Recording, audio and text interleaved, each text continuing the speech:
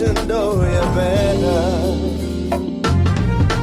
This Christmas, and as we trim the tree, how much fun it's gonna be together. This Christmas, by your side is blazing bright. We're caroling through the night, and this Christmas will be a very special Christmas for me. Yeah. Shake a hand, yeah.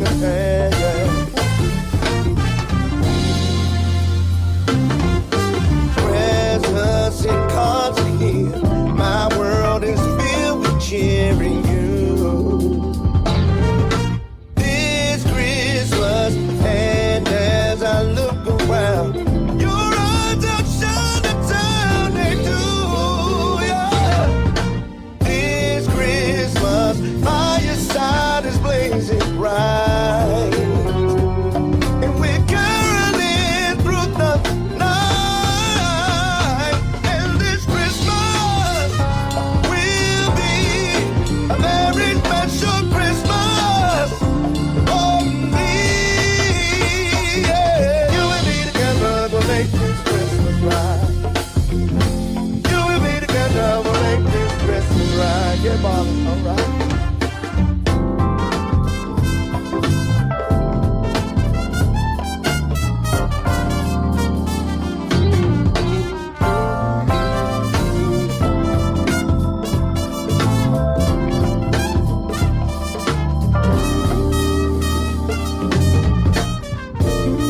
Ooh, the fire side is blazing bright.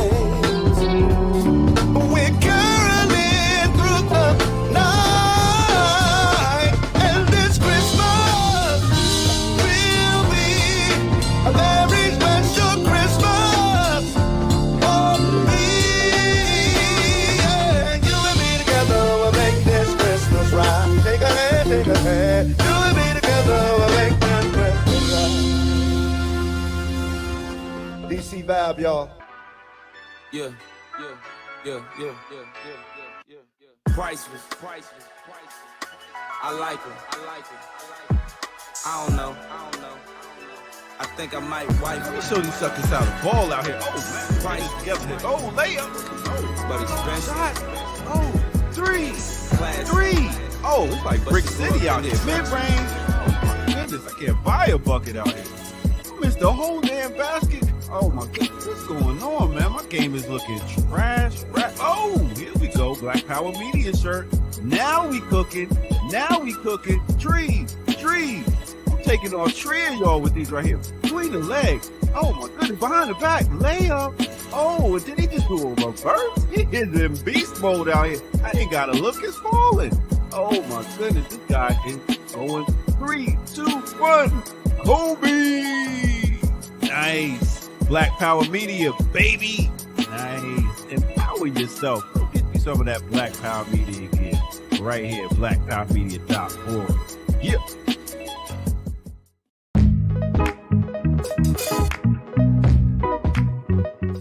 You got to earn your liberation. Yo. Hey. What's up, world? Welcome to this special pop-up edition of Earn Your Liberation right here on Black Power Media. Brother Diallo Kenyatta, Geechee Y'all, and I'm Jared Ball. Welcome, one and all.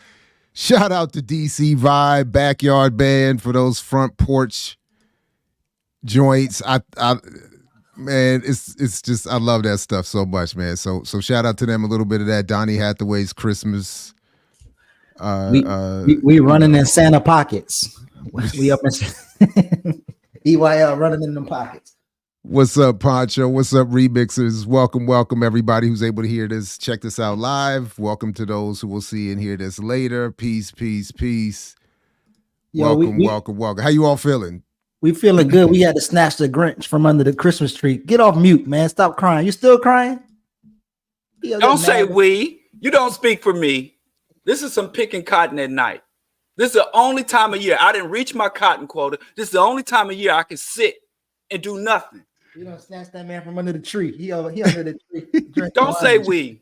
You don't represent us. We not unified. No, we're live. Shit. We're live. This is a special holiday edition. Winter solstice, Christmas, Kwanzaa. Kwanzaa's the first day today, right? Didn't it start? Yes, the Moja. What do you mean? Habarigani, guys. Habarigani, Habariyako. Karinga Claus gonna put coal in your stocking. What kind of foolishness? And then beat you over the head with that stocking. It might be. And the feds gonna let him walk. Oh, wow. Huh? I said, oh, wow. Habarigani. So one of y'all answer the question. Answer the question. Habarigani. Huh? Habarigani? Yeah. Habariyako. That's what I thought it was. That's what I thought the response was. Oh. No, what's the first day? Today's the first day, right?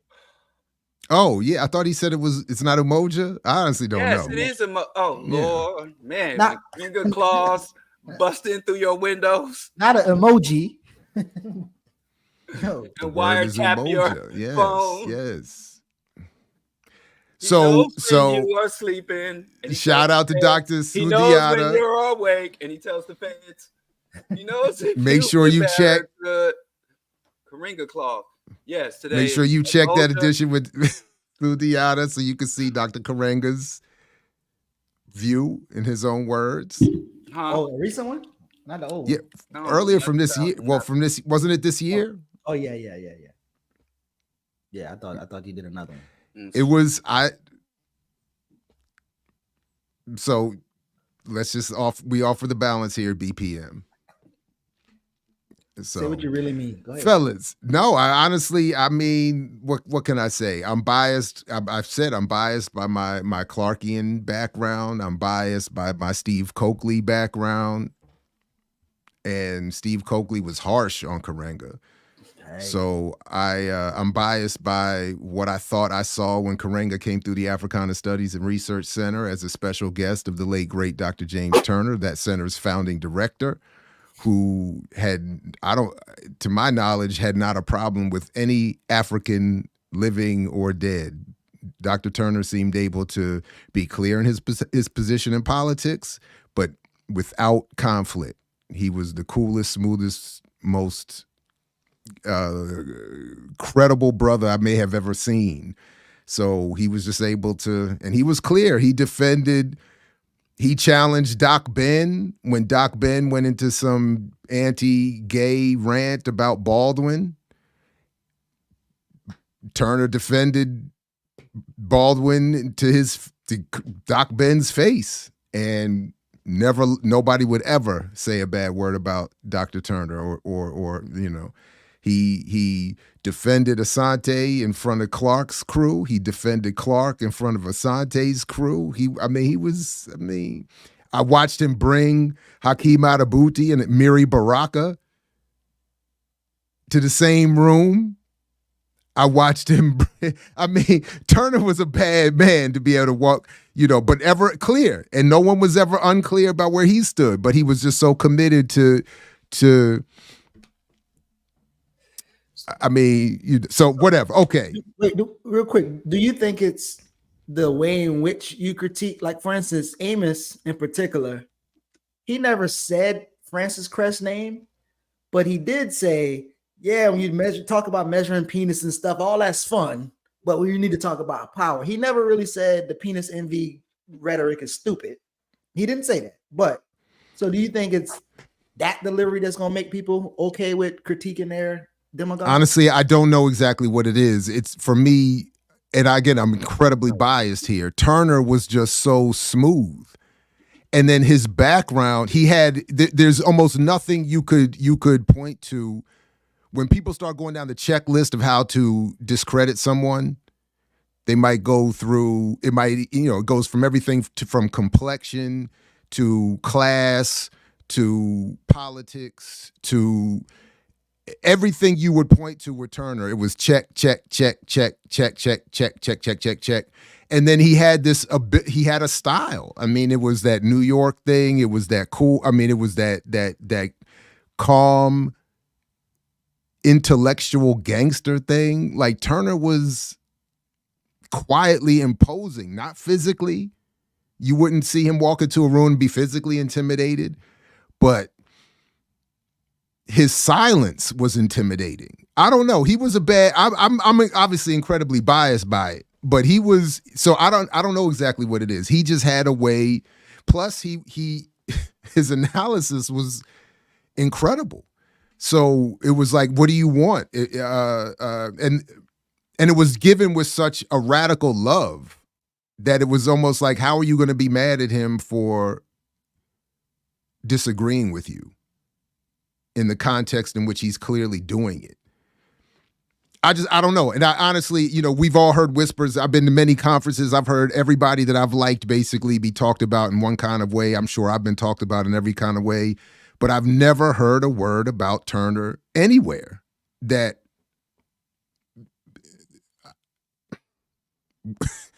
so I don't know. Who knows? And maybe people are quietly more angry with him than I ever would have known. I mean, I always make my allegiances clear. So if you bring up somebody that I like in general, I let you know whether I like them or not pretty quickly. And then if you still want to proceed with your comments, I'm happy to hear it. But so I don't know. Turner was different. That's all it is. That's just what it is. That's just what it is. Exactly, Dead Man Animation. So I don't know. So why do we drag this Scrooge out of the from under the Christmas tree? I'm blaming just like the good people of the Bible do. I'm blaming Eve because Eve sent me. Wait, what? Well, Eve gets blamed for the apple and all of that and the downfall of man. All women get blamed. All women. Well, she's a stand-in for all women. Well, all women are. Thank you. Okay, just being clear. Yeah. All women are cursed. All women. So and Eve sent me these clips that we can get to here, and I said, this is fascinating. So one of them, I'm gonna go in. Yeah, go ahead. Saying, beefing with rappers is one thing. You beefing with cult leaders and con men. That's a whole nother level. First of all, I have no beefs. A whole nother level. I have no beefs. This, to me, in all sincerity, is not beef. It is, and so I want to be clear. I've said that Farrakhan and Watkins are wrong, but and in the full title specifically on this issue only. So Diallo notwithstanding, at all due respect, I'm only saying they are wrong on the specific issue of black buying power and economics. So you agree with them on everything else? I'm not saying that. I'm only saying wrong on this issue. I'm saying this is the only issue for which I am currently saying I think they are wrong. This is not a grand indictment from me of everything. Smart man. Yes, okay. It sounds like I beef with them on this issue only. I just don't want to get into other areas of disagreement, which was the intent of my buying power argument in the first place. I didn't succeed. I was intending to, I just wanted to, the same thing when I raised the critique of Malcolm X, Amos Wilson, Dr. King a little bit, and a couple of others on this issue. It is only on this issue where at one moment in time, I think that they were in error. That's it. Is this the wrong Chiron? Oh, wow. No. Yes, it is. Okay. It is the wrong Can you Chiron. initial that at the end? Yeah, No, please. I'm just checking. Trademark Geechee. Yes, you have to initial. They think we are. That's under me. And I'm exactly. Me up next to Jared. You come on down here. But switch the boxes. Thank you. Oh, you can do that. Thank Yes, you. Now, you can. post all that mess now. Do it now. no, I'm just making sure Now that you're gonna have to stand the by brother what said you we said. had money. I don't know. You got the money. I'm just like, we got the Put it money. back up now. No. Somebody gonna screenshot that shit. Guys, let me tell you, if they have vegan bean pies, They do. if In they Baltimore. They had- do. I've had them. Well, In Baltimore. I've had. I'm not gonna say In the Baltimore. name. I don't want to disparage black business because they are our salvation. So I'm not gonna say the name. But that vegan bean pie with the pinkish label, the pinkish fuchsia label, that's a choke sandwich. Man, that thing was so dry and I've had real bean pies, and that was pies. So no. So anyway, if they had a good vegan bean pie, that's closer. Now look how you change it when you were at the bottom down there. Yeah, that's why it wasn't me. It was. Now he might be right. Allah did it. So, but to be fair, I would appreciate that. That works for me because he might be right. But what I would like is for this for a clarification of the claim we're about to see, and I would like to see a response to my argument or similar arguments made in the past. But let's start with, I'll go in order that I received these video clips from Eve. Blame Eve. Here we go. Tell me we don't have money. Why don't I hear That's anything? Crap. Excuse my expression. Oh, because I muted the site. Crap. Hold on, my bad. Let me start that again. We don't have money. That's crap. Excuse my expression. Crap. Now look at this. Bull crap at that. Right. Thank you, sir. $1.1 trillion comes through black hands. That's right. This year. So don't say we don't have money. We don't have unity. Right. And if we had unity and pooled our money, then we could begin to take control of where we live. If we don't have money, why are the Arabs here? If we don't have money, why are the Koreans here? If we don't have money, why is every immigrant that comes to America find their way into the black community to build their empire, their American dream on the black nightmare? So we have got to change that reality. Don't tell. Okay, so I think this clip is not perfectly brand new, but it is reflective of the minister's argument for years, and it is reflective, and it was sent to me because what we're going to see next is it is used by Boyce Watkins repeatedly, and including very recently, apparently.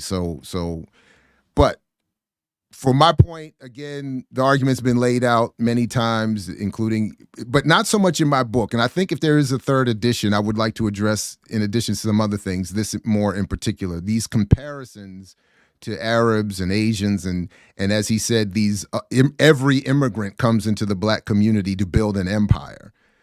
I would like to further challenge that, because it's wildly misrepresentative of what's going on in there, and those businesses can't be making much money from the black community because the black community doesn't have much money. So that, as a consumer base, it doesn't build empires. They are also there as a result of public policy, of relationships that even go to the national level. It is not some. And then, as to the one I talk, whittle it down to an anecdote all the time. But I think if we pay more attention, if you go into these stores, you always see the same people working all the time. All right, go ahead, man. Go ahead. You're going about this all wrong, man. Okay, my bad. You're beefing with a cult leader. You're doing all this detail. You got. First of all, you're not even acknowledging the beef you in. First of all, there was a lot of people that tried to not beef with Farrakhan. But anyway, you just got to come and say, if the money is there, then why don't we compare? You got to come with a line, and you got to deliver it. You talking to people who listen to Farrakhan ain't there for rationality. They're not there for facts. They're not there for analysis. This man sits there and constantly contradicts himself. He said we don't have unity, and he didn't call 1 million black men to come to Washington, D.C., to stand in a huddle half a dozen times and then turn around and condemn us for lacking unity. Making sense is not going to win this for you. Oh, man. If you want me to coach, you got to get in there. Now, I can coach you on how that, man. I've been bumping heads with cult leaders and con men for years in this hood. Let me tell you something. I can get you out there, Rocky. I can have you out there punching the slabs of beef intellectually. I can have you out there chasing the chicken intellectually. But you're going about this all wrong. You're going to lose because they gonna clip man, Farrakhan, man. They're going to clip him saying, yeah, we ain't got, and being all rhythmic. And then they're going to splice to you being here articulating the facts. You're going to lose with facts, man. This is not a battle of facts and data. Now, that's all I wanted to say. I see you sitting there losing, and you can't say nobody told you. But proceed with your data. Proceed with your analysis. All jokes aside, to lose this conflict. All jokes aside, you make a very good point. I mean, there is a style, a style point or a style lane or whatever category, performative category. I lose in every time. You're right. Every time. These people study homiletics, so we might as well. All preachers practice homiletics or go through some type of training or class. That's important. But also, like Diallo saying, I quickly look, Google search, 13.7% of Arabs, because he first named Arabs, living in poverty. 28% Black, and then he said the Koreans 12%. So there's a large segment of them living in poverty. And then if you're talking about the elite, so they're elite Black folks. So you want Tyler Perry to open a liquor store in the Black community? But also you're talking about a population, immigrant population. Anywhere you go in the world and you juxtapose a historically discriminated population plus migrants always outperform. Many migrant populations outperform white folks. Well, it was Glenn Ford that showed me the data years ago that every so-called legal immigrant that comes to this country comes from a class position at on average higher than the Black American community. Look at. So we're not.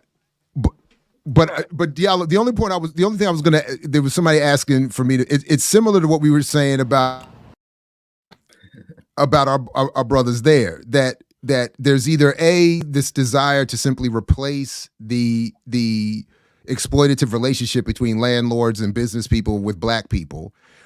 But there's also, the point I was going to get at is that people, what I would like to do is actually do the work or find the work to the extent it's been done to show or find more of it. I've only found a little bit. But the basic point is that these communities that are in the Black community setting up fast food and hair and these other businesses, the empire that the minister is saying is being built is wildly misunderstood. What I was saying is that if you go in there, you will often, as I used to see, right, even out here at the corner store not far from where I live now, it's the same family in there all day, all night, every day, 7 days a week, working all day. I mean, it's not a lifestyle that we should be seeking to emulate. They're often sending money back to dozens of family members. But they're also in some cases, I don't know enough about this place, the result of federal level, state level relationships going back with the Chinese in particular 100 and some years, where it was legally mandated that the Chinese could only come here with invested, supportable, developable businesses. I'm missing a lot of things, but my point is that I would want, beyond the performance, at some point we do have to do a real deep dive into or find the deep dives that have been made into these comparisons to say, look, Black people have had a very particular experience here in this country that cannot be duplicated or compared to any other community. So this idea that we should just do what someone else has done doesn't understand what this someone else is or what it has done, and doesn't understand the full relationship Black people have that can't be adjusted to suit those. All right, so go ahead.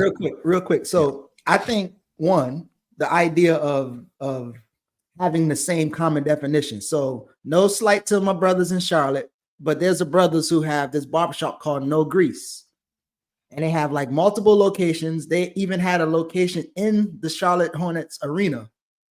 And maybe 4 businesses, 5, 6. But someone would call that an empire. Not somebody with a military and has the monopoly on violence empire, but an empire.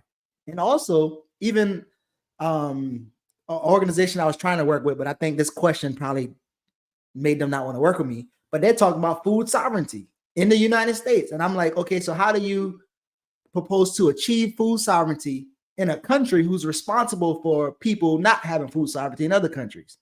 And then so the first thing is obviously getting the definitions right.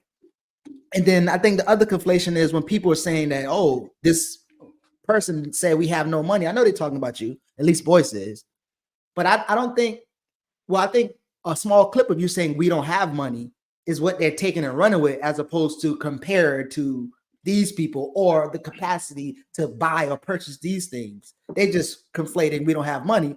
And then as we're going to get to, if they think throwing money at the strip club, like Jay-Z said, is a sample or showing that we actually have money, like we just in the wrong conversation.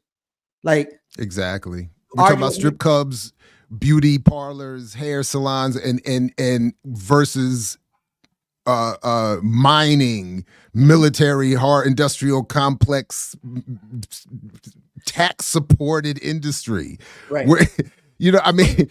So listen, I'm saying, all I'm saying is, brothers that know Greece, I'm not saying that you shouldn't have a business. I'm just saying stop calling your business an empire. Like that's just not what it is. Like, you know, that's not the definition. That's not even close. Like you can't even militarily defend your business, and you actually need other businesses, whether it be the mall or the Charlotte Hornets arena. You need those things to get you the type of capital that you need. And then the way in which it's split, like I've never seen nobody cut hair all the way up to $1 million. Like I don't think it's even possible to cut hair to $1 million. And then when you go back to our business models, majority of the businesses that we have are like barbershops and t-shirt selling companies and stuff like that. And so you just, that's just not gonna happen. So I think just slowing down the argument and getting to the conversation, you're never going to get in a conversation with a Boyce, because he evades conversation. But the closer we're going to get to somebody who subscribes to that, and then again give them a platform to come on here and argue it out. But that's not the only way I see. So I will say, listen, what I want to be also clear about, as we've said, the minister's clip is just a clip, but I can at least, to even research cited in my book, point to decades of similar arguments and understanding the broader argument to say that that's not taken out of context. I will say that these next 3 clips that I got are just clips sent to me.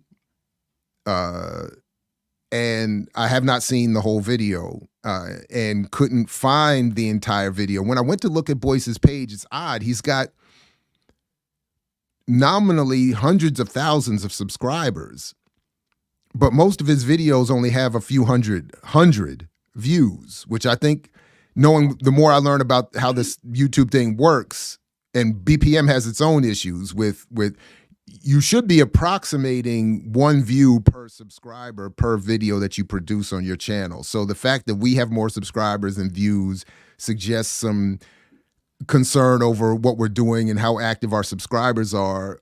But having hundreds of thousands, he's got like 500,000 subscribers on one of his channels. And these videos to only have a few hundred, again, not even, hundreds, is odd. But when I went looking for the full, he seems to have only posted these clips. And I'll get to why I think we only have the clips shortly. It's not my fault. It's not Eve's fault in this case. It's that these are meant to be promotional videos. So we'll get to that, and then we'll end with. And I want you both to help remind me of this. That we'll end with a proposition that I'd like to offer to Geechee, or to raise for Geechee. So, but let me start with this first one here, and this is where I think we'll see.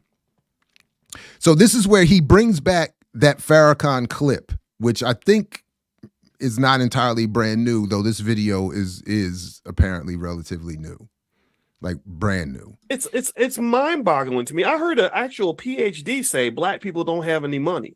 I heard a PhD say this the other day, and I don't know what his PhD is in. I don't know what kind of my PhD is real. I got my PhD at the Ohio State University. I trained under Professor Andrew Caroli, who is now the Department Chair of Economics at Cornell University. You can look up every credential that I have. I don't know his. Look it up. I've written several original research papers. It's mind-boggling. All right, so that's the first clip. So what I continue to suggest and encourage people to raise their own questions around is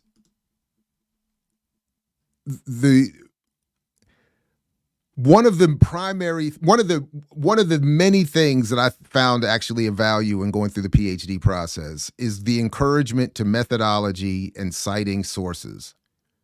So I just encourage people who watch Boyce to watch how often he will make reference to his PhD and his scholarship, which he notes there is several research papers, not books, not peer review journal articles, but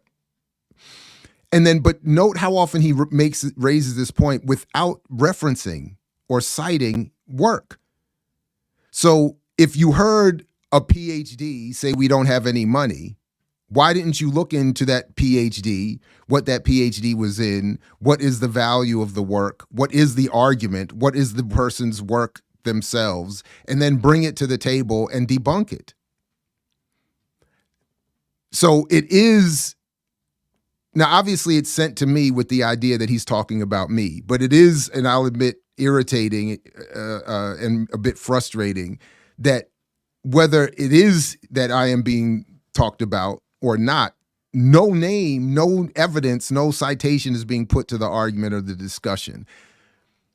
And again, I think I'm more clear why that is than I was even 24 hours ago. But and I'll get to that in a minute. But that's just clip one. And we will. I'm going to look into, and maybe I'll contact this professor at Cornell and ask what he thinks about Boyce's work and the quality of that work and the quality of Boyce's argument versus mine. In fact, I'll send, but just to be clear, I also have a PhD, though it's not in economics.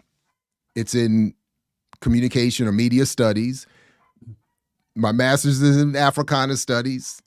And my work is largely around, the argument is even more around the propaganda and the myth than the actual economics. That's why I reached out to the late William Spriggs at Howard University, who largely agreed with my thesis. That's why I reached out to Dean Baker, who was referenced in my book. That's why I reached out to eventually Derek Hamilton and many others who wrote the preface to the second edition, all of whom are PhD in economics, all of whom are widely cited and highly productive in their work around these issues. And them and many others that I reached out to, none would, you know what the average response was from an actual PhD or an actual economist when I raised this issue? And I've raised it for years to maybe dozens. The actual response is, what are you even talking about? Nobody makes reference to buying power when they're considering the economic condition of a community. So a lot of them were confused. Because when you look up economic literature, nobody's talking about buying power when they're talking about the actual economic material condition of a community. Right. It's only when it comes to marketing and advertising and Black people that we're told that this is some sort of but again, so yeah, I just thought that was interesting, that part. So anyway, but do economists focus on GDP in the first place though? Or is that more of like the economists that I cite in my work have said themselves GDP is not a good measure of inequality within a community. It is a measurement of basically the wealth generated by those who own the services and the goods and the businesses that are being consumed. It is, so they don't use it when they're looking at the inequality or the condition within communities. It's not a measurement of that. So they explicitly say that. Yeah, but I think that's the point. So like even having different doctorates or whatever in different professions, they're gonna intersect, right? So whether it's political science or media, when you have the conversation around GDP, those two people are actually gonna be brought into the conversation of like, okay, well, why do they even use this? So as I talk about often, like if you're in a Nicaragua or a Nicaragua and you don't have to pay for water or these things, you're not going to spend as much money as the person in the US who's spending money for everything. And to say this person is more wealthier than you, again, this is a conversation that most economists are probably not going to have. They're not even trained to even think that way. They're trained to talk about these things. And again, to the point, he keeps raising this PhD, which suggests something about method and scholarship. Then do as I did. Where does the $1.1 trillion claim come from? Y'all, to the minister's point. The mark. Go ahead. I can't go into battle with y'all, man. I'm just sitting here. First of all, Farrakhan been around longer than me. He been on the scene longer than probably all three of us been alive. Right? Yeah. He's been active longer than we've been alive. He know goddamn well that black buying power don't mean shit because he's been in the mix, right? Boyce Watkins. So y'all arguing the wrong points. What is their motivation for promoting the myth? Y'all arguing to validate the myth. You didn't lock the myth down. And if you're a black person existing on earth, you know goddamn well your buying power don't mean a goddamn thing. So what they are doing is they understand that black people have consumption capacity. They understand we do have the capacity to buy. They are not trying to change our condition. They're trying to redirect our condition. He is with this financial literacy shit saying, hey, you got buying power. Your only problem is you giving money to the wrong people. Give it to me. Farrakhan is like, you're not unified. And by unity, I mean joining my cult or supporting my cult and supporting my ambitions and giving me the money. So what they're trying to do is saying black people don't have buying power, but they do have the power to inflate an individual, to make another person individually rich. Even though buying power is not going to transform our condition, buying power can transform Farrakhan's life or Boyce Watkins' life. So we're arguing the wrong shit, and we're acting like this is some type of divergence in agendas. Like, well, Boyce and Farrakhan, the con man and the cult leader, and everybody wants black people to do better, and we're having this agreement about how black people do better. When I think we should get to the root of this shit. Why do these black buying power people continue to embrace and promote the myth? And what do they get from embracing and promoting a myth as opposed to saying, oh, they don't understand? They fucking understand that there's no such thing as black buying power. And they fully understand what you meant when you said black people don't have no money. That didn't mean our grandmas don't have that jar of coins in the corner of the bedroom. They know we have money. They know we have bank accounts. We know we have black people with a very high consumption capacity. We got black people flying around on charter jets. They know that.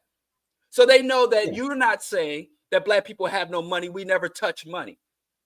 What we're speaking to is what is the reason for promoting and embracing the myth.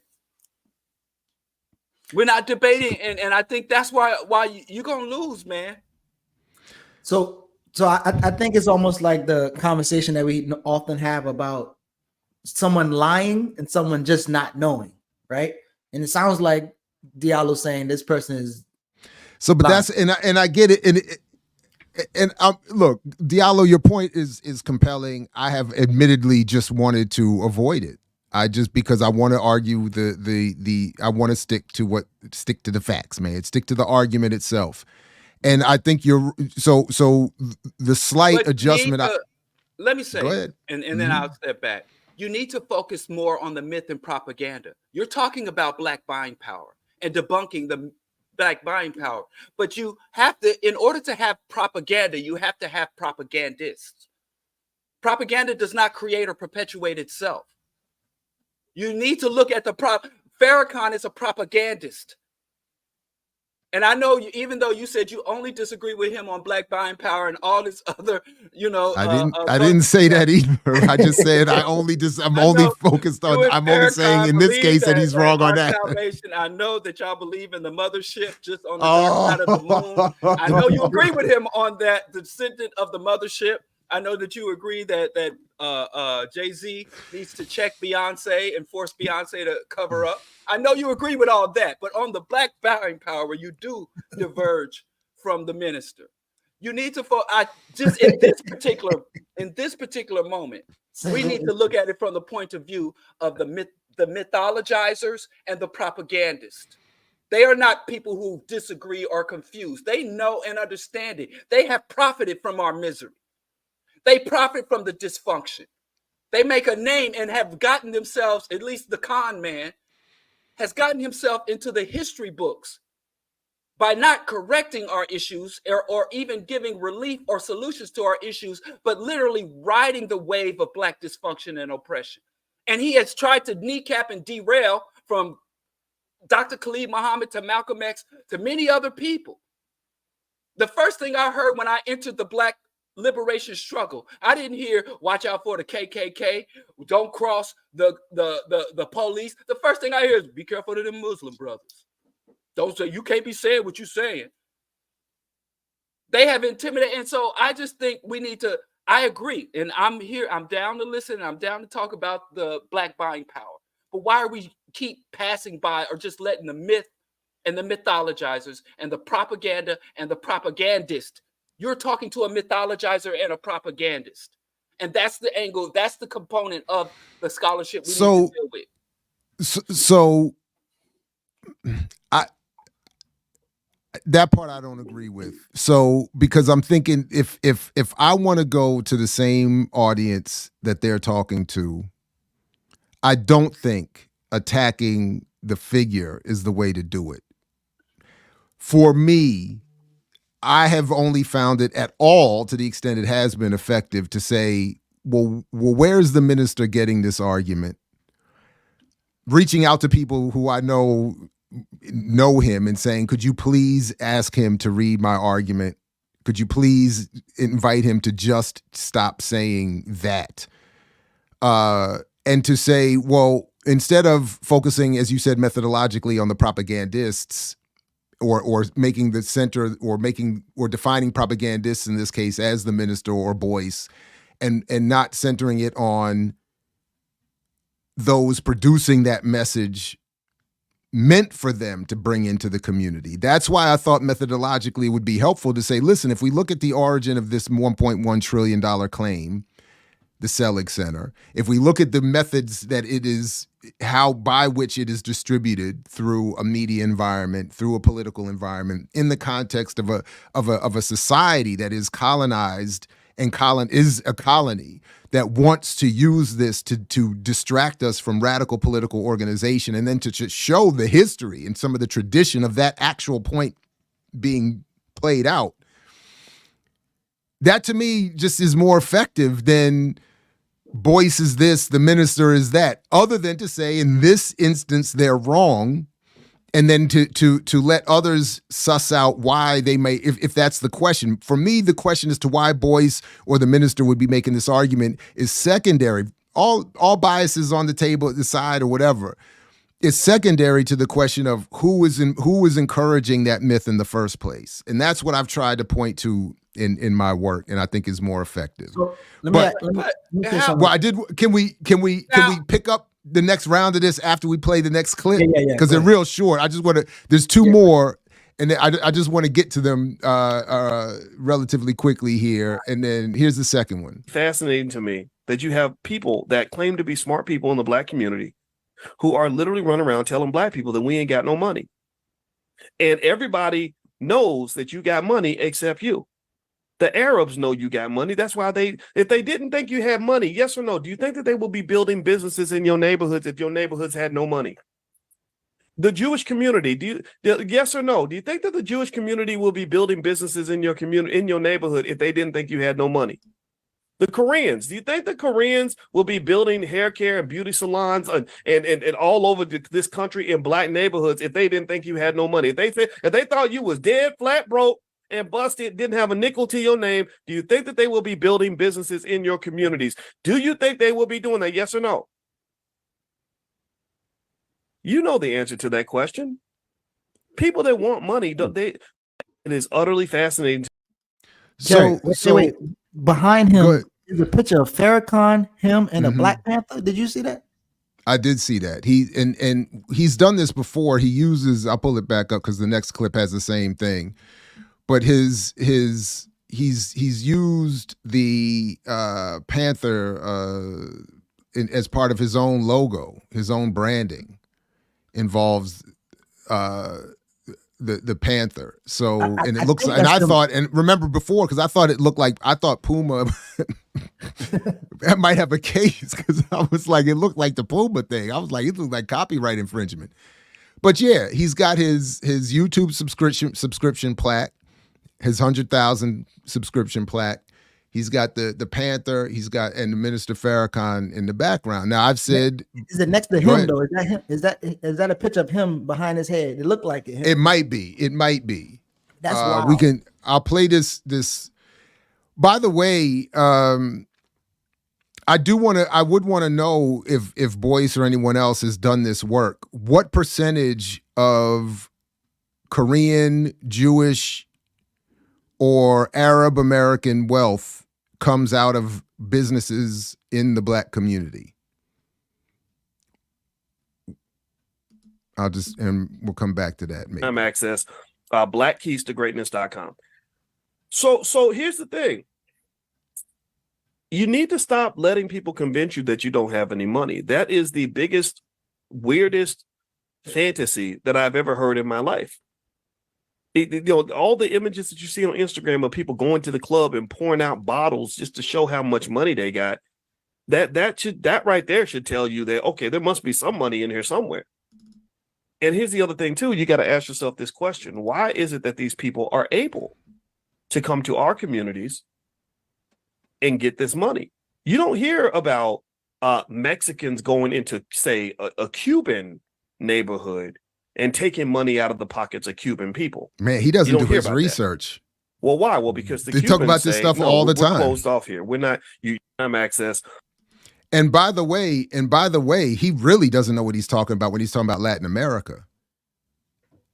People within the Latin American community, check what people have to say about Mexico and Mexicans in relationship to their countries and their business. People, I'm really like, if you are a Boyce supporter, I encourage you to look into his evidence. But again, accuracy is not his goal. So that's not his objective. So, he said something that was wrong. He is a propagandist and a mythologizer.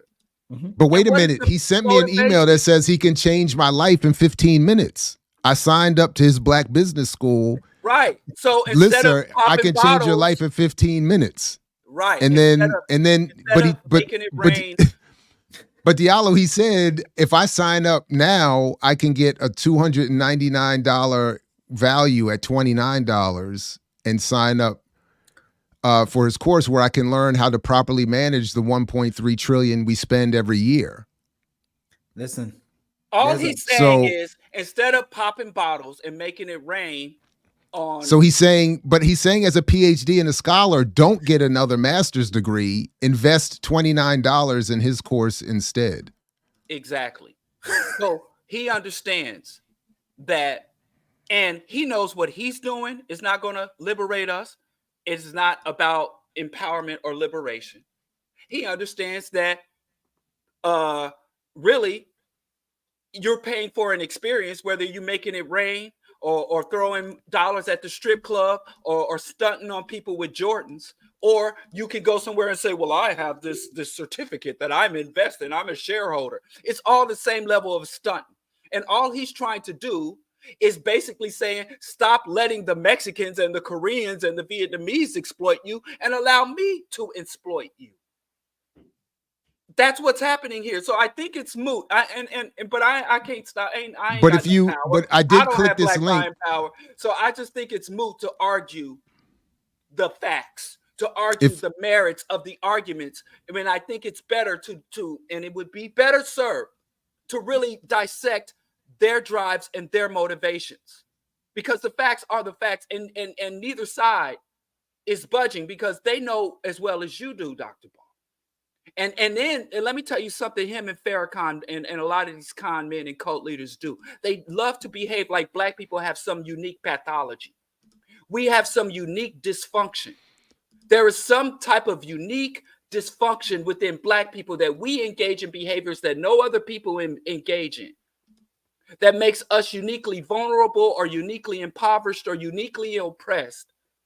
And they play that off to literally, it's just like when an individual exploits another individual. You lower their self-esteem. They lower our racial esteem. You wouldn't be shit without me. And you got all this potential and you just wasting it. And unless you do what I say. So this is more insidious because it goes beyond simply taking you out of context and disparaging your work. These individuals, whether it's they got fake followers or not, Farrakhan and Dr. Boyce have a lot of influence and impact. And they out here mythologizing and propaganding, lying and deceiving and disrupting.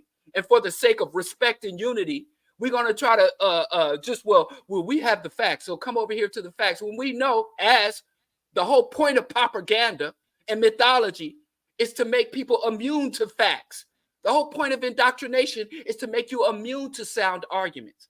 So if we really going to combat this or not, or we just going to be comfortable being right in our little corner while the masses of our people continue to get this hyper exploitation? I'm not comfortable with that. I just don't know that. I hear you. I just don't know that. I don't know that that approach is effective. We need but I do want to share. I do need to counter propaganda, and it's not. If you click if you click the link that I showed just a minute ago in his email, which I did, it part of what he's promising is that if you sign up for a $129 course, you will be given the Black Keys to Greatness life class and book club and receive a $999 value for $129. This is billed, by the way. Hold on, Geechee, give me 1 second because I want to make this. I've been waiting to make this point for a second. It came in an email billed as a free course in the Black Business School, but everything you click here leads to something you have to pay for at minimum $29, and this one was $129 to get the course. So that I thought was interesting. He's also apparently, that is Boyce, mistaken in the claim. I don't remember the name. I got to go back and hear the name. I don't think he said Seth Sanders, who is now the acting chair in the Department of Economics at Cornell University. And I don't recognize, what was the name that he said? I don't think any of these were the name that he referenced as the chair that he worked with at Syracuse. But I'll double back on that and see if we can, because I would be curious to know I'll ask them what they think of my argument versus his, and I'd be happy to see what they have to say. Okay, sorry, Geechee, that was it. Go ahead. I just want a fried lion's mane back off of Diallo.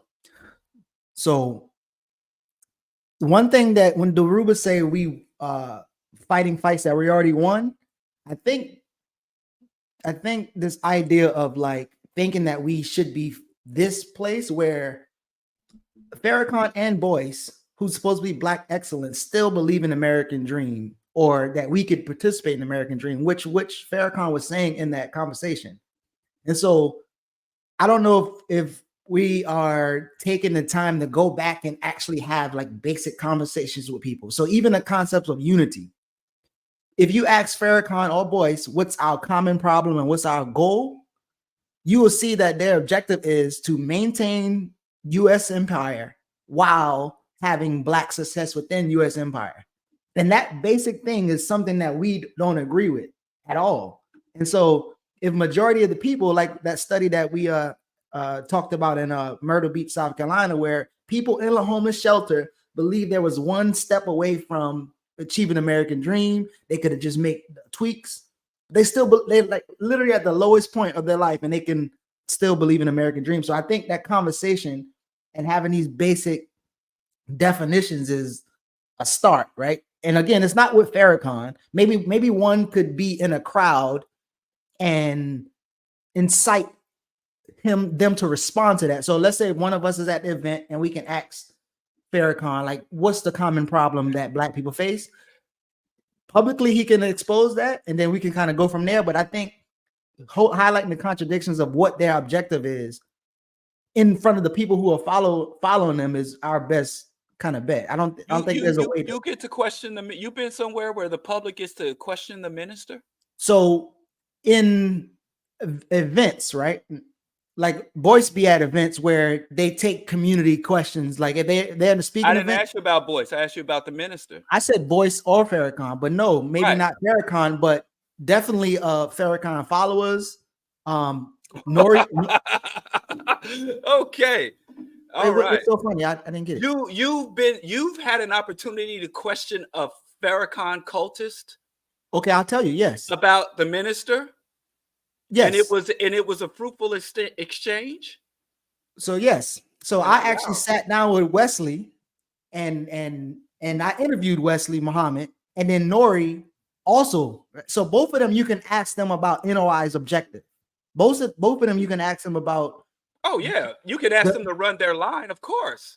Well, that's what I'm saying though, but exposing that part is a better tactic in terms of do you believe in the way in which America is ran or set up, and do you think Black people can find success within that?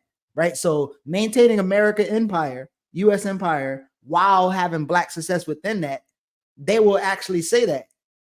Like exposing that would be to me a great opportunity. But other than that, like you would have to convince people or struggle with people around the idea of America dream. Because I think majority of these people who are following these lines, they do believe that, you know, the common problem is we don't have enough businesses. And our goal is to have more Black representation in spaces. So you argue with people who believe in representation as opposed to liberation or anything else. So yeah, that's I think that you could I disagree with that, because the Nation has one of the earliest books I read from the Nation was The Fall of America. And they prophesize that America will fall, and they talk about the downfall of America. But yes, and the judgment. So it's not even it's more insidious than what you're saying. It's more insidious than baseline integration, equality, and hand up and hand out. I think it's much more insidious than that. It's a goddamn doomsday cult. It's an apocalyptic cult. So when we talk about what they believe, if we're just going to talk about what they believe, I think it's even worse than that when you really start to dissect what they are advocating for and what solutions they bring to the fore. Okay, let's stay there. The fall of America, right? If that's the thing, what does that mean? Fall of America, and then what do Black people spending money have to do with the fall of America? Well, they believe that our righteousness will somehow, if we start to be upright and erect, if the Black man discovers who he truly is, his true self, the Asiatic Black man, and once we stand up, Allah will deem us worthy of redemption and salvation. Like the Iroquois people. And ultimately salvation will come from on high, from a supernatural force. This is a doomsday cult. Their solutions are not much off. They got a lot of militant rhetoric about, white devils and self-defense, but their ultimate solution is a supernatural divine force from on high.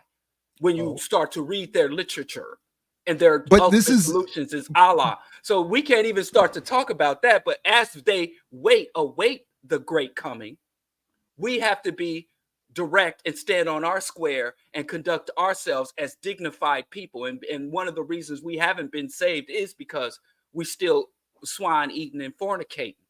So it's mostly specific, but specific to the issue or the point today, or to buying power and economics. Most people who hear the minister or Boyce are not actually their full followers and believers. So even as we saw there in that clip, most of the people who are not in their head and agreeing with the minister, they're not joining the Nation. They're not becoming Muslims of any form, and they're not doing any of that. similar with Boyce. For the most part, people who hear that argument, they're not following Boyce like that. And probably much to his dismay, they're not paying for these courses.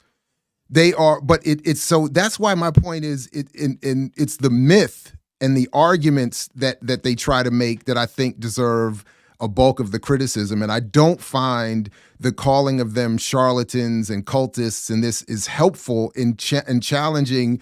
So on the one hand, I may have missed something, but you kind of set up a false frame there, Diallo, when you say, have you had a chance to break down a discussion of the minister with his followers? That's not the same as the argument we started off with or that I'm interested in this moment, which is when people hear them speak about buying power, et cetera, and so forth, and black capitalism more broadly, do they agree? How effective?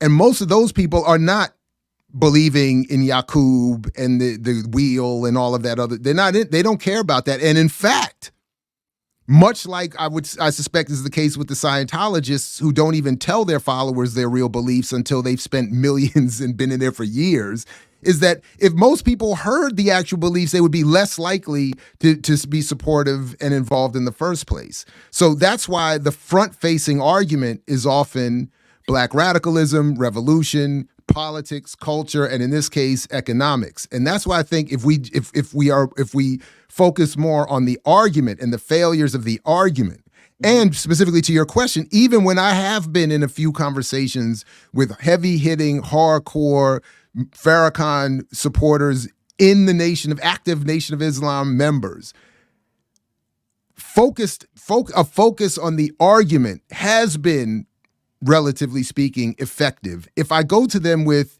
you believe in the silliness of a wheel and you're following a cultist and a charlatan, it's shutting down everything. They're not going to get, and what I want to get them to is not ultimately just a condemnation of Farrakhan or Islam or whatever version. It's not a condemnation. I want to get them to a radical analysis, which will lead to organization and movement. That's what I'm hoping to. So I don't think the particular argument, even when I heard the criticism of my criticism of Boyce or Robin Kelly or anyone else being to this or to that, I'm willing to hear it because at the end of the day, my pettiness and personal jokes aside, I want the public-facing argument to be focused on the substance of the analysis and the critique, which goes beyond my personality, and which is why, and I'll stop here, I increasingly include in my argument, don't let Jared's shortcoming stop you from engaging the substance of the argument and the work. Don't let whatever my performative failures are keep you from, because I can't keep up and I can't win on that basis and I don't really want to. All right. Yeah. Okay. Here's the issue where you say most people aren't Nation of Islam members and most people that will go and watch a Boyce Watkins YouTube are not going to buy his program. But here's the thing about that. African people are oppressed and under intense systems of indoctrination, right? And so when other Black people look at that, there's two choices you can make if you're going to engage the community. You can challenge and try to deconstruct that indoctrination, or you can exploit the exploited. You can take advantage of that. Because so the reason why Farrakhan can be a prominent position in our community, or Boyce Watkins can get his platinum plaque from YouTube, is because they are saying, as Amos Wilson say, they resonate with the community because they touch on something that is deeply seated in the community. So when individuals, especially Black individuals, take advantage of this priming, African people are primed through mass indoctrination, hyper-exploitation, and all the other elements of oppression to be responsive or receptive to certain things. And so a lot of people who claim to be liberators or who claim to want to empower us simply latch on to those preconditions, to lap on to what's already primed. So you say, well, Black people are indoctrinated into a system of capitalism. I'll just say Black capitalism. Black people are indoctrinated into a system of reactionary right-wing religious fervor. And then they'll say, well, I'm going to make it Black. I'm just going to change the coding. I'm going to wrap this dysfunction I'm going to wrap this menticide in kente cloth and make it black. So you can do all the same shit you were trying to do. Get paid, dominate your spouse, exploit, and you can do all the shit you were going to do, but now you get to claim to do it to be black. You get to claim to do it on behalf of black people, when before, without this kente cloth covering, without this Islamic candy coating, you would just be seen as the parasite or the predator that you are. But now you get to be violent, dysfunctional, disagreeable, but in the name of righteousness. I think this is much because I do agree that menticide, the destruction of our very capacity to think, is one of the greatest threats that all other failures to address these problems are born from.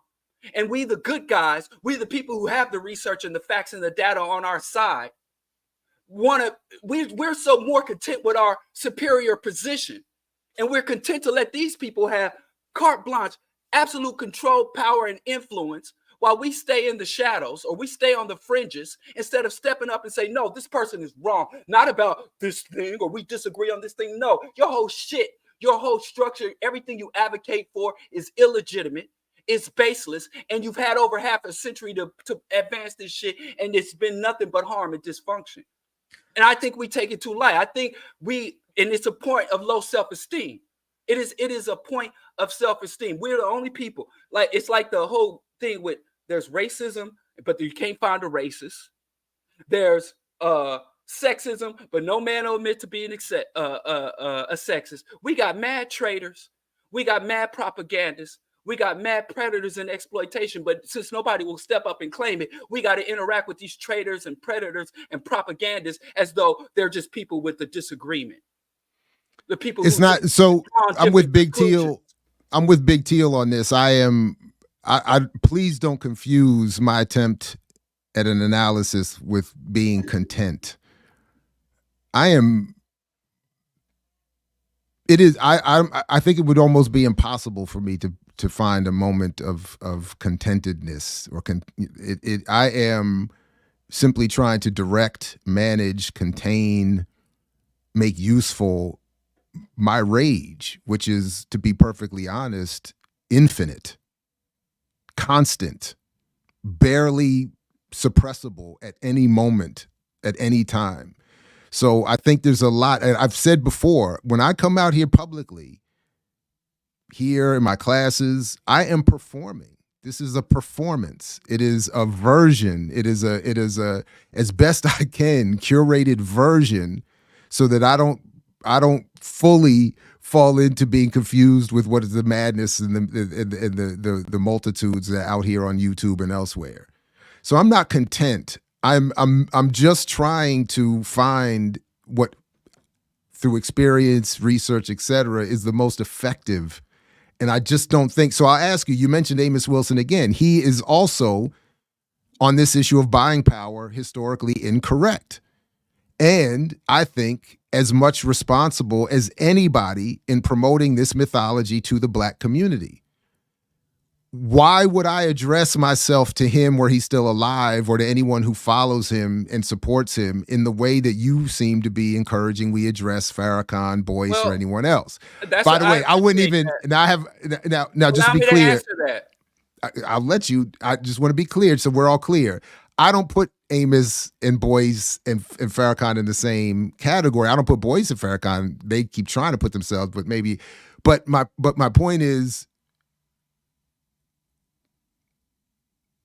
I think to be effective and respectful of the people who are following these people for reasons that I don't think necessarily are held by those they follow, there's a better way of doing it. Okay, my bad. Go ahead. First of all, the reason why you don't put, as you said, Amos Wilson was not a cult leader and he was not a con man. I disagree with quite a bit of every scholar I sit here and quote often, from Dale Jones, who was a personal mentor of mine, on down to many of people. That universal agreement is not what I'm asking for here. So yeah, of course, and another thing, as what he was saying, Amos Wilson was always up for debate and discourse. You see his lectures. After his lectures, he didn't go backstage. He walked out into the crowd and discussed and struggled with these ideas. So he got I do one believe time my sister too. I do agree that Amos Wilson was wrong on quite a few things, and so are many of our other scholars. And it is not. That's why I believe that it is appropriate to challenge everybody and critique everybody. But I have to add, now allow me to ask you a question. But Amos Wilson, in all the years I was getting, I would never conclude that he was a proponent of the solution being black buying power. I mean, he had a myriad of solutions where that was a component of it.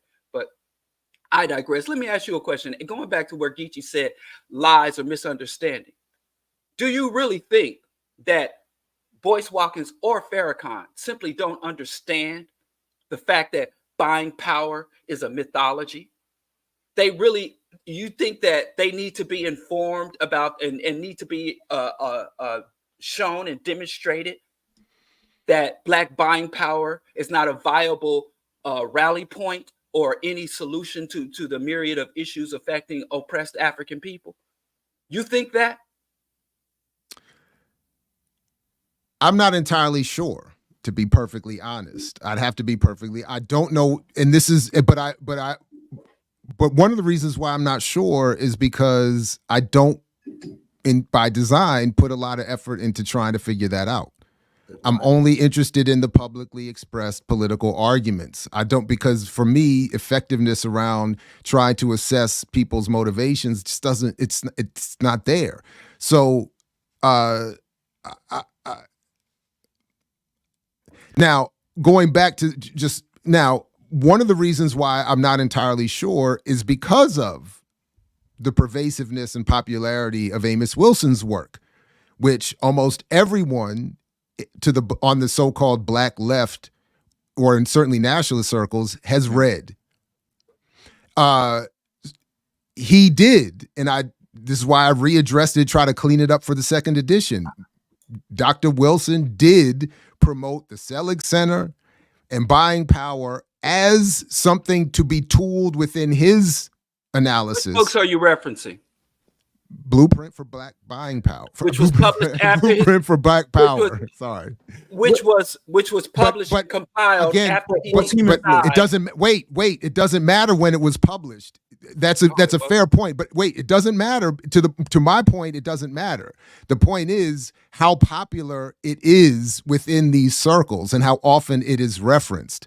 It was almost singularly brought up to me every time for years before I put one word of print to this argument and I even read it myself, but years before now. So my point, and the only point I'm making is that the popularity of Wilson's work, regardless of when it was published, means that a lot of well-meaning people, Wilson himself, a well-meaning person, are mistaken by and misled by this misunderstanding of Selig. And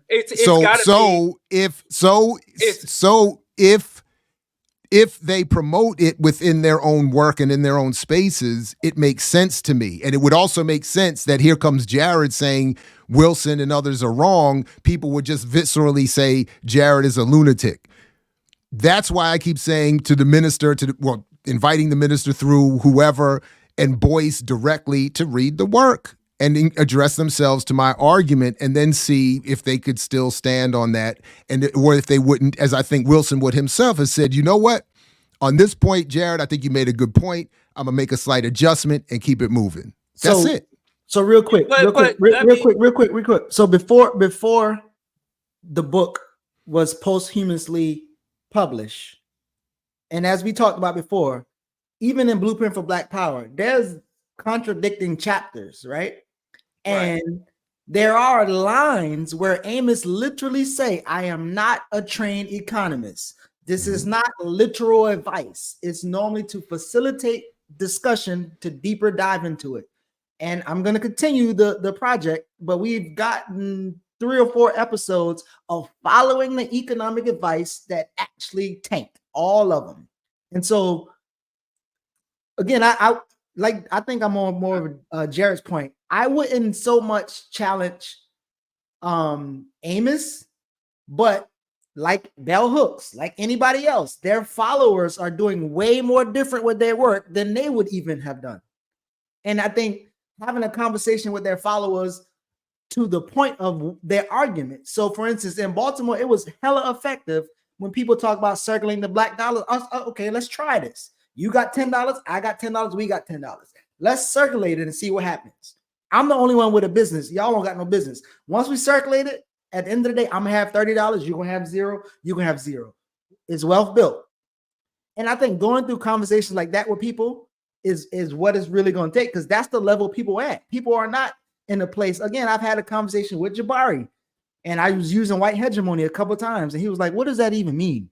And I was like, "Wait, I thought you read Amos. Like, this is where I learned it from." And if we're honest, people didn't read that book. That book is this thick. Nobody read that book. I'm gonna say nobody, but a lot of people didn't read that book, and a lot of people can't even tell you about chapters in the book. And so if we're being completely honest, and I was talking about this backstage with Jared, the University of Kemet Press, they got 30 books, and some of them over 1,000 pages. And everybody I engaged, nobody read any of the books. And Diallo, you said you had a couple books you didn't get into yet, but like. So if there's a perception of the idea of the leaders, then people really not following anything that they say. They just follow. They're emotionally connected to the leaders or their demagogues, which me, you, and Asafo had a talk about that. And we just need to figure out a different way to engage followers that are emotionally connected to personalities, just like we talked about the after party concept. The personality and people, like we got to find a way not to argue with that, because as Jared said, people just gonna shut down. Like nobody know what your dad might be the perfect person in the world, but in the community, this is how he's showing up. And if you're not really focused on his behaviors and conclusions, then you're gonna lose a lot of people before you start talking. Well, as I would say with Amos Wilson, that book he had given a couple of talks before he passed and said that that was a work in progress. And after he died, some of the people he worked with compiled that book and put it out. But if you go back and you want to talk about solutions advocated by him in life that he had a chance to lecture on, debate, and accept scrutiny about and respond to the scrutiny. If you look at the falsification of African consciousness, Black self-annihilation in service to white supremacy, Black on Black crime. When you talk about his solutions, I mean, he was vehemently anti-capitalist. He was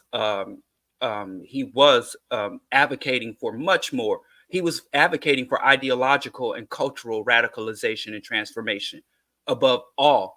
And he even understood that regardless of how much money we get, if we don't have a different ideology, if we don't have a different worldview, if we don't establish some different hierarchies and social relationships, it's all moot. So to whittle Amos Wilson down to Black buying power, or him suggesting that if we spend our money more wisely, things would be solved, is an absolute. But again, let's be careful, because that's not what I'm doing. It's an absolute misrepresentation of who he is, regardless of if he has a bunch of acolytes running around here saying that he gave them permission to advocate for or engage in the myth of Black buying power. So I just want to be clear again, that's not what I'm doing. And what the point that I made, because again, I think, Diallo, you're missing it. Even in your defense of Wilson there, you're missing it. Your correct defense of Wilson. My point wasn't to analyze Wilson or his work. My point was to talk about, again, look at what my argument is. What are the sources for the origin and dispensation and distribution of this mythology? It's not Amos Wilson. It absolutely is when it comes to Black buying power. In the Black, 100 Please years. Listen. Carlos Cooks was doing Buy Black 100 years ago. Okay, so Diallo, two things. Diallo, two things. One, you're going to have to not interrupt me and let me finish my point. I listened to you and I wrote notes and I waited my time. You're going to have to, one, let me finish. And two, you said you read my book. I sent it to you. I signed a copy for you and sent it to you. You said you read it. Do me the honor of paying attention to the argument. Because the point of me referencing Wilson in the book and here is not to blame or condemn him. It is to point specifically to how the mythology of buying power gets distributed to Black communities. And as I said in the book, accurately, Wilson, not because he was a fraud, not because he was wrong anywhere else, not because he was bad, and not because he's in the category you want to put Farrakhan in, But because of Wilson's, as I said, and I'll pull it up here if we need to quote from it directly, but as I said, because of his hard work and dedication to African people, he was so committed to tracking down any and every opportunity and possibility for Black people to get free that he picked up this Selig Center report when it first came out. He was among the first to do it, and he misunderstood it. And he, by putting it into his broader analysis that we just all sat here and agreed no one fully reads or fully wants to pay attention to, because he did that and was so popular and committed and deeply ingrained and involved in Black communities, he carried that, and his work posthumously carries that into the community. And to the extent that Black people do read his work or pay attention to him, they have absolutely picked up on that part of the mythology. That's why I took a moment in my work to show where he got it wrong, how he misunderstood it, and to isolate it only to that point. I'm not saying he's wrong anywhere else. So I'm not saying again. So you got to be clear about both what you're arguing and then what you're saying I'm arguing, and the two are not the same. And you misrepresented my point there, and I don't want that to be unclear because that has caused problems for me in certain spaces. Because I will go everywhere and talk to everybody who wants to hear me talk about this work. And Black people who need to hear this argument are very much committed to Wilson and have misunderstood this point. So when people want to misrepresent me, as has often happened and a little bit here today, that I'm condemning Wilson and challenging Wilson's broader argument, that misses everything that I'm saying. So please. So okay. Real quick. So I think, again, when you go back to the audience and the audience laser focus on a word. So even when you think about John Henry Clark's lectures, and they're long, right? There was one time that he said something about Black people need to not wear underwear or something like that until other Black people make the underwear. And we need to make our own. He said no African leader should buy a car until the African people he's serving have built it themselves. So that was his point. He said, don't be buying Mercedes and BMWs and stuff like that. No, that's not what he said. Wait. He said, let me just accurately say, he speculated. He said, what would happen if Farrakhan said, or one of our great leaders stood up and said, I'm not going to wear a pair of underwear unless we make the underwear. And he said, and people don't want to see their minister walking around with no drawers. He speculated. He never said this was a solution. He was just speculating. And that was a criticism of the misleadership class. Let's stay there. Influence. It wasn't talking about underwear being a solution. My point of bringing that up, right, is a Black entrepreneurial person who listened to that line is going to only think and only focus on that line. How do you know that? Huh?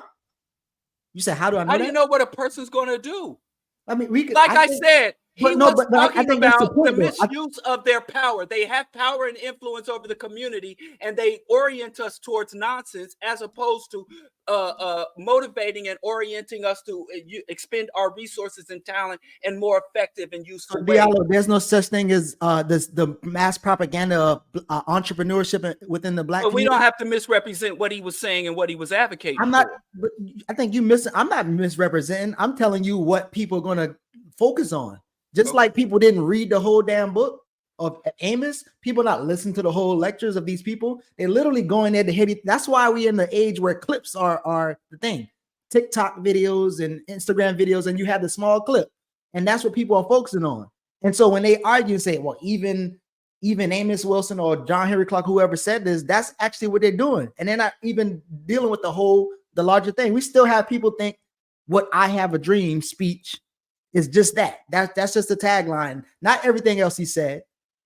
So what I'm saying is folks are only focused on the things that helps them achieve what they're doing. And is what we call proof texting, which same thing we talk about preachers do, or people who are against the Bible. They take one thing and they use this to propel their argument. And with the surety that nobody actually who's listening is going to examine their argument, examine the whole context of the thing. That's what I'm arguing. I'm not saying I misrepresent what John Henry Clark said. And then the last point, even when I talked about Amos Q&A at the end, and I can't find it, but there was a sister who pressed him about capitalism. and talked about socialism. And he said, you know what, to be honest, I don't know. I'm just tired of losing. I don't want to be on the bottom anymore. And he said, I'm still trying to figure that out. So he's literally telling you, like, economics is not his thing. He does, and I think somebody said in the chat that he was anti-communist. I don't remember hearing that, but I'm pretty sure he will admit that he just doesn't, that's not his thing. He's a psychologist. You talk about black child psychology, he got you. You talk about black on black violence, he got you. But when you start talking about economics, that's not his bag. And so I think it's more of our problem of saying that, okay, if this person has, even with Umar, you got this specialty on this thing, but now everything that Umar say is just fact. He might can know the ADHD conversation or whatever, maybe, but everything else is just not his bag. And I think we need to be comfortable with realizing that these people who are a specialty in one area, that don't mean they know a bunch of everything. And even the thing that they're coherent in, they need to be challenged as well. And I think we have a problem with challenging demagogues or whoever, you know, these ideal of superheroes that we have. Yeah, I do think we have a problem with challenging people of stature and status. But I appreciate that you clarified what he was saying. But in terms of expertise, it's even to go to Michael Parenti's assessment, or there's another, or the disciplined mind philosophy, where the experts, many of the experts are kind of like Pied Pipers for the status quo. Many economists, there are some really good economists, as someone mentioned, Dr. Linwood Tahi, there were many good economists and economic thinkers who do advocate and tell the truth about economics, but a large majority of economists are priests of capitalism. You know, and when I was at UMKC, where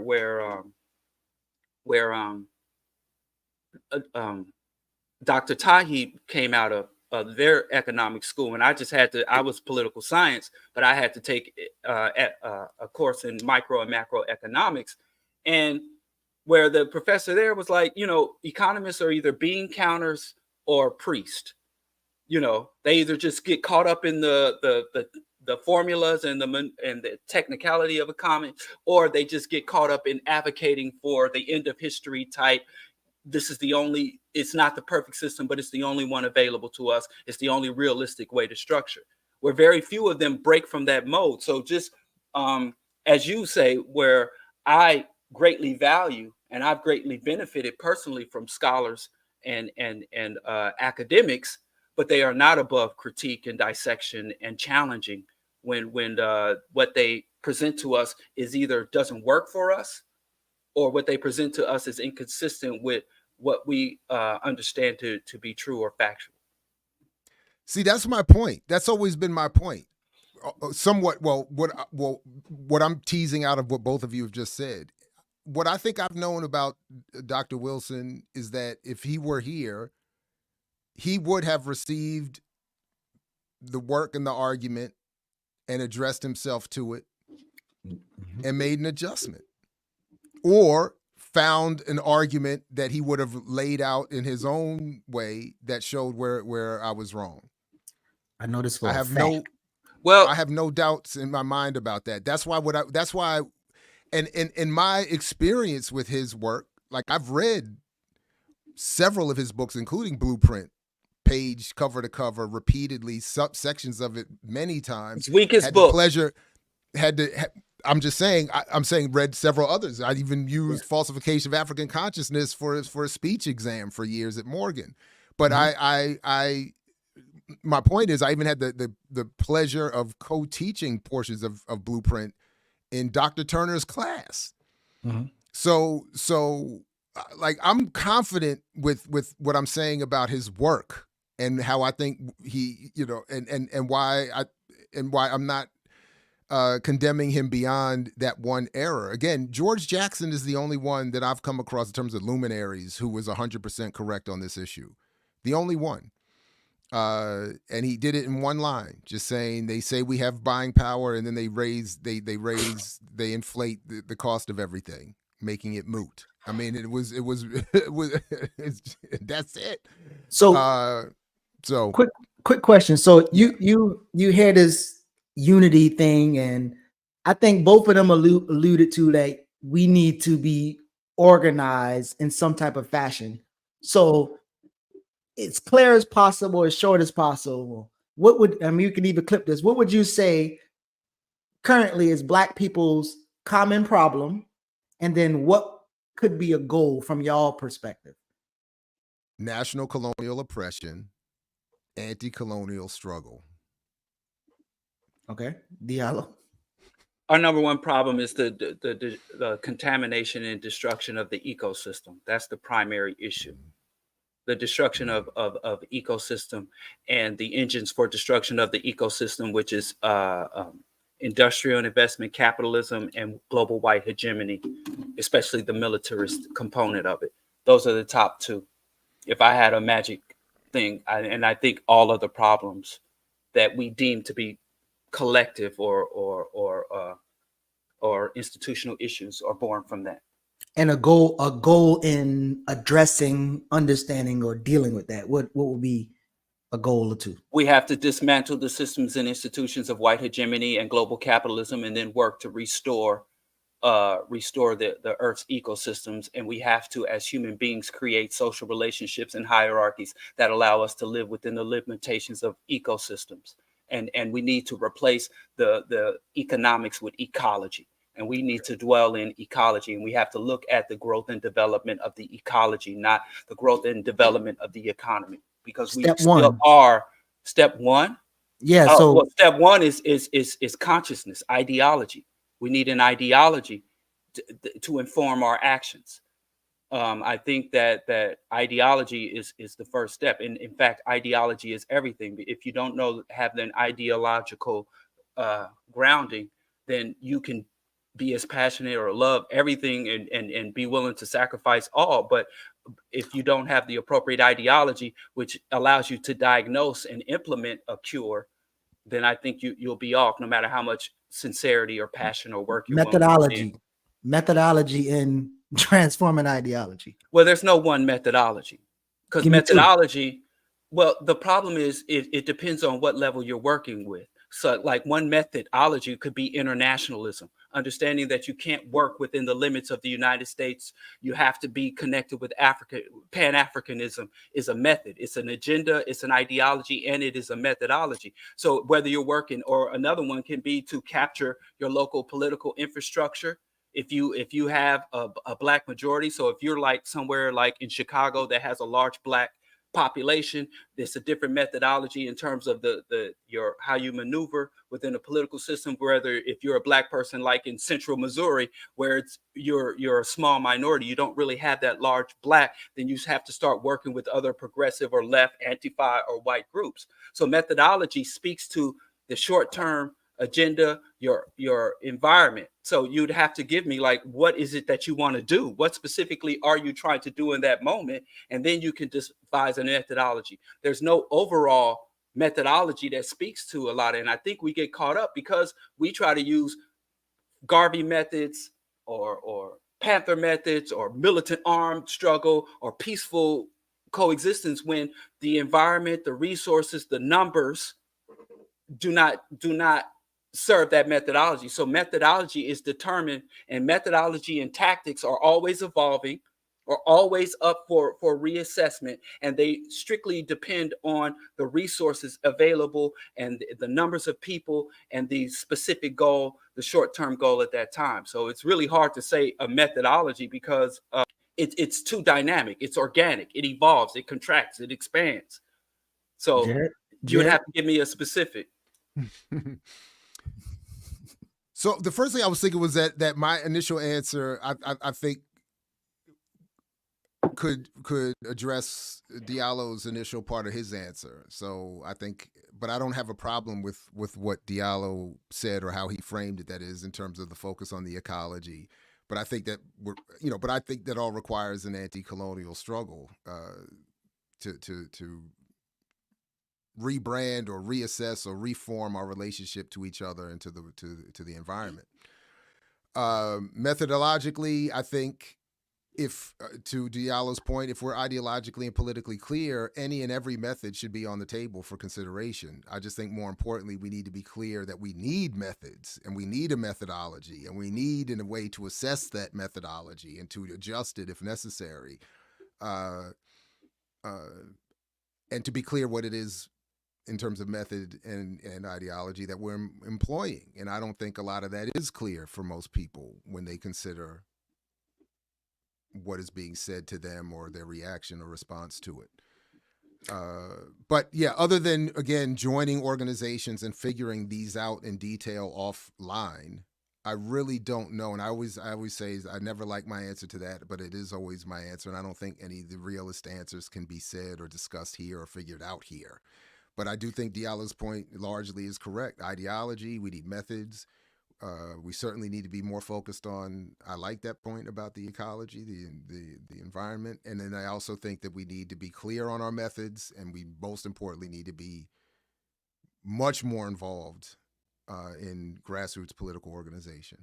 So I know this might be a vague and broad question in terms of, and Jared maybe only can answer it. I don't know if Diallo read Tip of the Spear yet, but there's an argument that there's an argument that this Attica thing just spontaneously happened. But when you think about methodology, and some people be like, well, if we're under pressure, we'll just do the right thing. But even Ori talked about at a point where many people, including I think the NOI outside, thought that the hostages should be killed, the prisoners who raped them and brutalized them, and they should be killed. But there was some type of democratic system, some type of struggle around why they shouldn't be. Ultimately, the state came and killed them. But when you think about this spontaneous, if we're under pressure, we can do right. Maybe like even a Palestine, like, what are your thoughts in terms of like the contradictions need to either be heightened or we need to have more, I don't know, pain or frustration or whatever for us to just object or instantaneously do right? Does that make sense? I think to the extent I understand your question and to the extent I understand Ori's argument here, and remember it, is that, or how I would apply it here, that oppression may clarify some contradictions, but it's not necessarily going to mean everybody's going to automatically respond and quote unquote do right. But what I liked about what Ori was pointing to was that there was some recognition of that and a recognition that we need some sort of methodology for handling and addressing what we consider to be right and wrong and how we're going to figure out how to deal with those who are seen to be done wrong. So, so again, my own experience, I've had even close relationships, unfortunately, end over this exact principle. Even when I have thought that someone in an organized effort was wrong and condemnable, my argument is and was that you have to have a method that is agreed upon and followed in principle to address those concerns and carry out that response. It can't just be, yeah, we all kind of agree and head nod and then carry it out. And that to me is always very important, even to the extent to the detriment of my own personal and political relationships. So I'm like, that's in part what I felt on a personal level. Now that you bring it up, found confirmation in Ori's work, that at the highest levels of struggle and the worst conditions, there were people who were saying, listen, we need to have a method and a process by which we deal with this. Otherwise, it's just chaos replacing chaos, and that's not going to get us anywhere. I think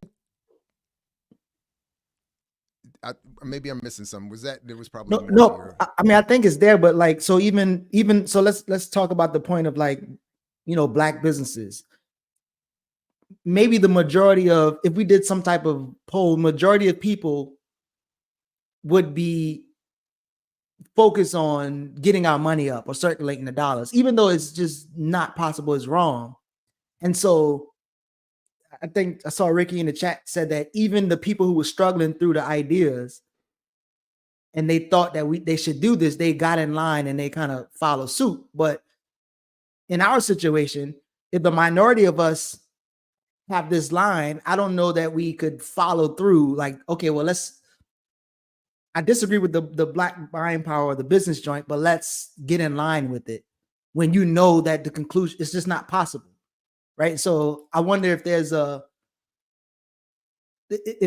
space for how to struggle through these ideas and respect that it's a valid argument, right? Not valid as in like the blind power thing is possible, but like this is just where our people at right now.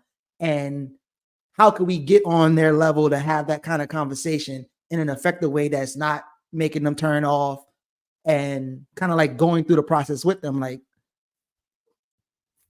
but yeah.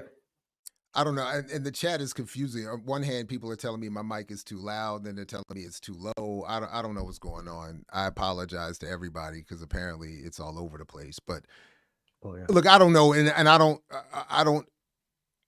I think that was the last sort of debate we were just having a little while ago. That I fully understand why people make these arguments and why they see value in these arguments, and that's why I'm, if anything, as Diallo has pointed out, I'm not strong enough in condemning some of I'm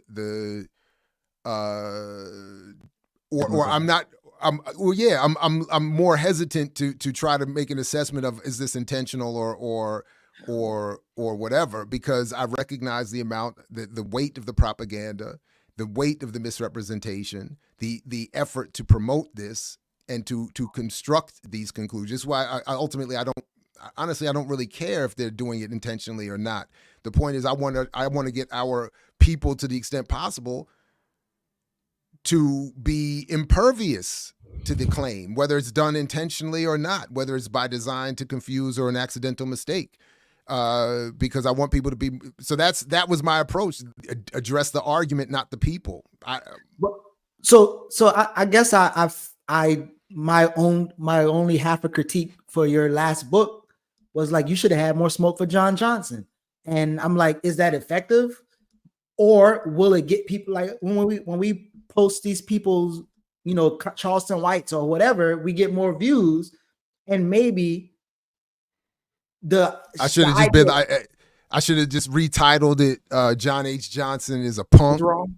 I don't know, but you at least have data to where maybe, I don't know, people will come for the smoke, but then they would have to deal with the work, as opposed to just, because I think again, like, people are intimately connected to at least BET, Ebony, Jet, right? And what you can all say John Johnson is pretty much responsible for, right? And so if you're attacking that demagogue, but also have evidence, that might be a different conversation, because I don't know if it's going to get any less reactions or any more or less people going to read the book. I don't know. Maybe it's just a personality thing. I just don't want to do it that way. I don't, as much as I don't mind an argument, just and sometimes more. I didn't want to. I don't want to do it that way. And then there is this part where I'm being critical of certain black people, but I don't really want the beef to be with black people. I don't really have. I want to get rid of these arguments so that the real conflict could be made more clear and addressed. That's why, all jokes aside, and once the fun is over, like at the end of the day, like I don't want to be out here like, when everybody, talk about trying to hype stuff up. I don't really like the spectacle of it beyond some fun on YouTube or previously on the radio. But I hear you. All right, but go ahead, Diallo. You've waited long enough. Go ahead, jump back in, and let's maybe start to take it to a close. Maybe I don't. Do we have? Yeah. Well, I'll just leave it at this. This shit is affecting and impacting African people's lives as a collective and individually. So if somebody is out here pushing mythology or propagandizing our people, I don't think that they are in a position where we should in any other way than to say absolutely what they're doing and acknowledge who they are and what they're doing, because our people are suffering. We're under a campaign of genocidal oppression, And if African people take a public stance or advocate for something publicly, and they're able to get traction and call 1 million of our people somewhere, or get hundreds of thousands of our people to buy into, or hundreds or even of our people to buy into something, I think that out of love and respect for our people, that is not something we're obligated to tiptoe around. And I think we do a disservice if we do anything other than speak directly and honestly. Now, if you don't feel that way, I don't say that anything should be feigned. I don't think that anything should be performative. I think that our people are not necessarily responsive to drama. I think they're more responsive to sincerity. I think they're more responsive to people coming from the heart, even when they're not truly coming from the heart. And that's whether it is a person, a podcaster or a rapper. You know, one of the things Black people keep it real. And that's what I think we appreciate more so than just the conflict. So I'm not advocating that anybody does anything that's beyond their scope, their drive, their motivation, or their tactic and strategy or methodology. But I do think that for too long, our people, we got a lot of treason going on, but no fucking traitors. Just like there's a lot of racism out here, and I can't find, as Claude Anderson said, I can't find one goddamn racist in my community, but all this racism is happening. And it's late in the goddamn day. It's late in the day for African people. So yeah, I do think that at the very least, if someone challenges us on our conclusions, our critique, our analysis on evidence and scholarship, I think they deserve to be called out in the most non-passive. I mean, people talk about non-confrontation. I think they should be called out. I really think they should be called out with no room for and there needs to be a line drawn. And there's too many people, too much fence riding going on within the movement, which is what turns a lot of people from the movement, because there's all these characters and all these voices on all these platforms, and someone who's coming to the movement that wants to do something, they don't even know who's who. They don't even know. It's like, yeah, I want to be Pan-African, but Dr. Umar's a Pan-African. And I don't want to fuck with that shit, the Prince of Pan-Africanism. So if we can't stand up and say he ain't no goddamn prince, he's not even Pan-Africanist, he's a right-wing reactionary. This is not a movement that is building up the Black man. This is a cult that is exploiting the Black community and selling and propagandizing. If we can't call shit what it really is at this juncture, when do we? But can I just say, I can't just say I disagree with Umar, and this is where we disagree, and this is where we might overlap, and this is what I think is right or wrong, and this, that. Do I have to do like do we all have to do like a whole Sonetta thing and start calling each other this and that and that and this and all? That's the only point. That's all you have to do is be accurate. The only thing I would ask of you is to be accurate and sincere. Okay. Other than that, I have nothing else to ask of you or to demand of you. I respect your position and your scholarship. And if you really don't feel that someone is a cult leader, then we can debate about what the definition and application of cult, we can debate it. But if you don't feel it, then don't say it. If you don't think somebody's a charlatan, a propagandist, or just an abject clown or race traitor, if you don't think it, don't say it. But if you do think it, don't suppress it. That's all I say.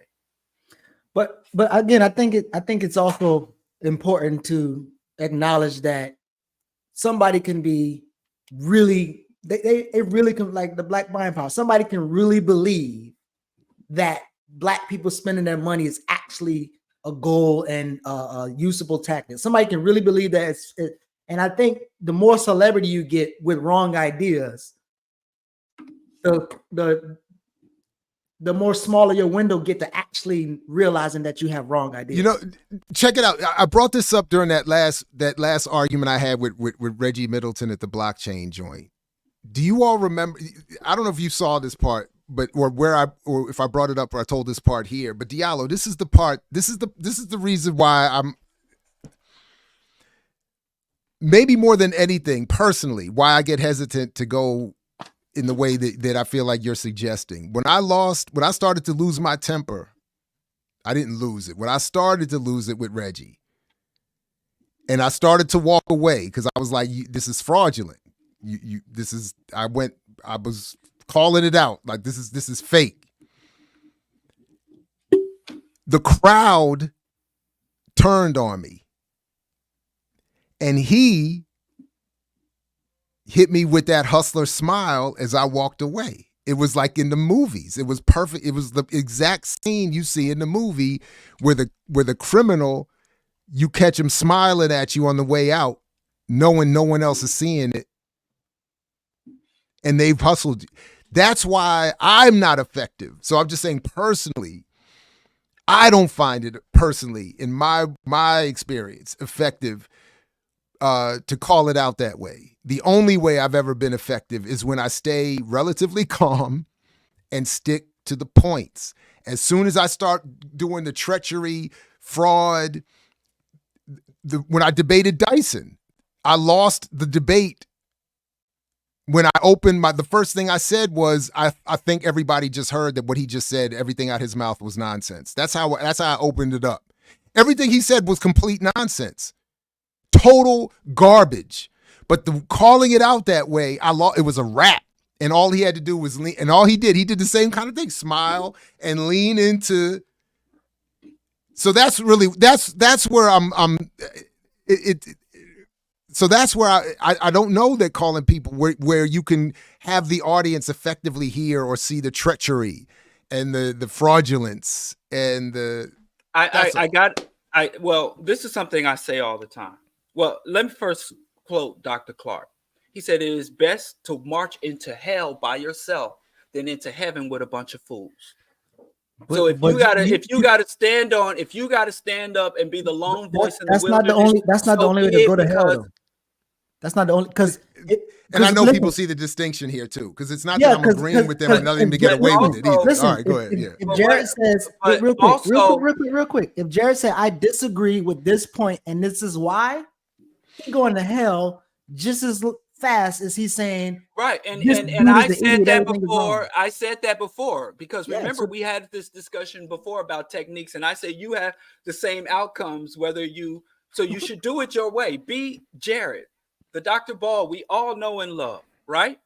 And if it's not in your mind or in your heart, if that's not who you are or how you want to get down, then don't get down that way. I'm not saying my way or anyone else's way should be your way. But all I said was, but if you standing up thinking this is nonsense, then from my point of view, because I would say it, this is utter nonsense. And if nobody else disagrees with me, the only thing I respect, because people are always like, I get this mostly dealing with religion, theology, and spirituality.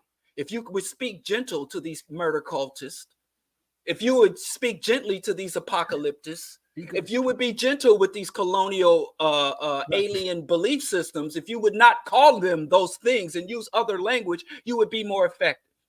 No. So I get that more in that arena than in your arena, but I understand what is faced. And I tell you, I'd rather be booed off stage or lied off stage than to be insincere. And if we ain't got nothing else for our people, one thing we can have is sincerity and the truth. And one more thing I want to say about Black buying power that I think we don't pay attention to, because whenever you deal with buyers, you have to deal with sellers.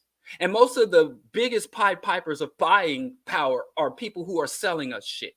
And notice they never talk about Black business power, Black manufacturer power, Black producer power, or even Black seller power. They put all of the weight and onus on the consumer who is at the base level, bottom of the economy. And because these people who, even when they can rally a significant enough people to become, as you've stated, and they've demonstrated, you say it, what did Puffy say? I ain't got to talk it because I live it.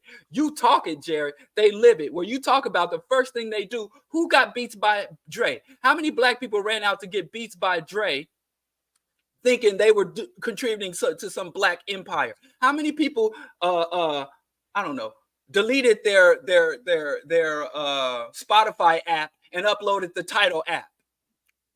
Diallo, real quick. You know that I literally had students telling me they use their student loan checks to get beats. Before we get to the proposition, Jared's proposition. I gotta get it. I gotta get to the proposition. Before we get to the proposition and the comments, Diallo, let's go to the Jared. Boot off stage part. I'm gonna say no out the gate. wait, boot off stage part.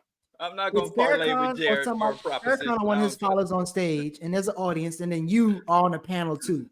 Before you attend this panel with Farrakhan, whoever, just quickly, what would be your objective to going to that place? Well, you've known that I've rejected invitations when I think it would be an absolute waste of my time and the audience times. But I have been on not the same stage, but in the same building at the National Black United Front's national convention where Farrakhan, I was speaking just before the minister. Yes, So but what would be I've the actually, objective? my If y'all- objective, well, it depends on where I am. What is the point of the gathering?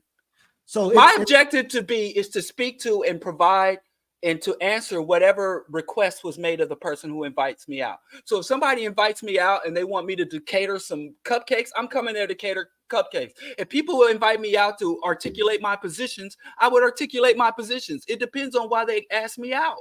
Okay, so would you say that, okay, there's an audience of your people. Your objective is to articulate your position or give them critical information or challenge their thoughts, right? Why did they ask me out?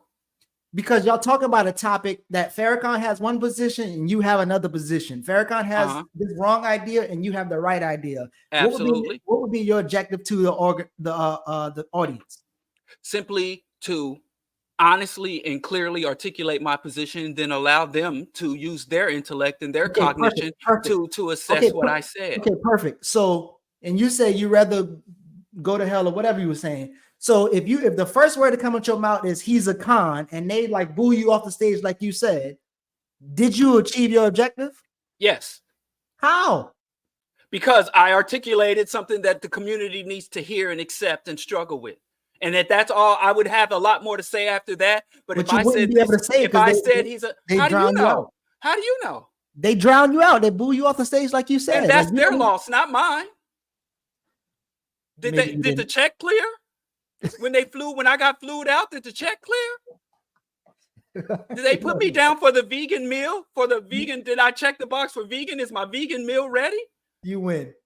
They the one that wasted their money. If you flew me out to articulate my position and you boo me off after I say 2 words, he get a vegan sandwich. Then I get to get and I check my vegan meal just like when I went to the Black Power Media thing. I went to the vegen table and got my vegan meal and set it. No, we didn't so have you did not get a vegan meal. then that's outrage. God damn it. Then I would regret calling it a Coco. I gotta wait. Once the check clear and once my accommodations are met and I know I got a direct path back to the airport, once certain things are in place, I'm gonna say what I gotta say. I ain't gonna bite my tongue. Because the truth is our people are worth it and worthy. I know. And we got people to sacrifice some popularity and to have some people think negatively about me. I'm willing to hear that because the only thing I really care about is the accuracy or inaccuracy of the analysis, the conclusions, and what the agendas are advocated for. That's all you can really attack me on. Everything else we can discuss and debate. But if you really want to hit me and set me back on my heels and have me at home contemplating, then come to say, hey, bro, what you said is inaccurate. It was like, oh, the way you said it, people don't like it. Then, I mean, that's on them. So proposition. Right. So the proposition is, as I said earlier, Boyce's class is $129 to sign up. And I want to know, I know I'm not going to do it. So I wanted to propose that or suggest that Geechee sign up. Would you sign up if EYL is paying for it, or if we crowdfund from the EYL truthers in the remix audience? Would you be willing to sign up and go through Boyce's class for us? So for y'all, yes. My only thing is I'm kind of like Diallo. I would feel some type of way about us giving him any money. That's I would really feel some type of way. But again, if the people wanted that and y'all came to this conclusion of this wait. Before that, so when he becomes a millionaire, does that money get redistributed to everyone who contributed to the class? Thank you. Yes, Diallo. Yes, that's important. No. Because Boyce promised to turn you into a millionaire. Are you going to share that with us? This is going to be me and you sitting here. We're going to lose our eye candy. Listen, if you become a millionaire, we need a contract. No. We need a And that- contract that guarantees you to stick around for at least a year before we can find a replacement. And the first 1.5 million must be redistributed back to Black Power Media and the contributors. I'm already out. See that shit, boy. I wish I would make you a I millionaire. was gonna open vegan strip clubs, vegan breakfast, bread and breakfast. I'm opening businesses, bro. Hey, wait a second. why it would be great to? Why like can't to we have add a an vegan addendum. buffet at the strip club? Say what now? What you say? An addendum. Vegan strip club. Yeah, vegan strip clubs, vegan bed and breakfast. I'm gonna have You willing to dye your hair some bright outlandish color? Nah, but I did find a gray in my hair the other day. So we're gonna dye your hair stark white. We're gonna bleach your hair white and call you Whitey. And the slutty strip club. All right, we got to get paid. We need to take this offline because somebody gonna steal our You're shit. giving away the game. You were giving away. I can't. Bleach can't your hair. agree We to gonna call come you if you- Blondie or Whitey. Nah. Buddy. No, listen. And then as soon as we get to about certain level of market share, we'll go sell it to Comcast. Ricky said Democratic Tell people it's black centralism. until we sit down with Comcast and sell Ricky it. said Democratic centralism. So if everybody agrees, No, let's sell to Revolt. Let's go under Diddy's umbrella. Who? Diddy? No. Diddy. Redley's Diddy. umbrella got a bunch of holes in it. Let's stay away from Diddy. Everything's penetrating that umbrella. Paul. Let's stay away from Diddy. Let's Pause. off Diddy. Diddy Let's stay away from Diddy. I expired. don't want to go over White there. boy ain't got no more use for Diddy. Wait, Next person the white man about to put does up. Boyce have any discounts or grants? No, the 129 is a discount. Oh shit. Because remember, it's a 900 required to be vegan. Diallo. I think it would be insincere if the strippers. I agree. No, they just if they're going in the back and eating chicken, that wouldn't be. I would volunteer to assess. I've been a vegan for over 30 years. I can assess the true state of veganness. Yeah, I'll do auditions, and I'll take up I'll be over rehearsals. Nobody's wives are home today. Clearly, y'all know how this dude just dropped everything I said and just focused on the vegan strip club. Well, it's the food. I forgot everything else you said too. We'll have to get like solar panels to light up the thing, and maybe we're gonna go green. Ecologically recycled steel for the poles, recycled steel or oh wow, recycled and no, if we make the poles make the poles out of solar technology so they can be regenerating as they're being used. We're going to bamboo floors on the stage will be made of sustainable bamboo. Let's go to the chat because y'all. And by the way, no, but just real quick, the value. Remember, he said 129 is the discount. The value is $999. Oh damn! So that's why I'm saying this is a good time to get in, and then I think Diallo has really got it right though. We got to have the protective line in the contract. You got to kick back. Because he said he's going to turn you in 15 minutes. It's like we're investing in you, and he's only taking 15 minutes to turn you into a millionaire. And we got to have that circulate within BPM. I should go in there with a Diallo approach and get kicked out of the class as soon as I get in. No. Get that money. Learn what you need to learn to become a millionaire. Go in there with a Jared approach, with the quiet rage burning behind the quiet your eyes. rage burning behind your eyes. That's there one it is. Day with the mind vice suppressing all that rage. The mind vice. That will one day.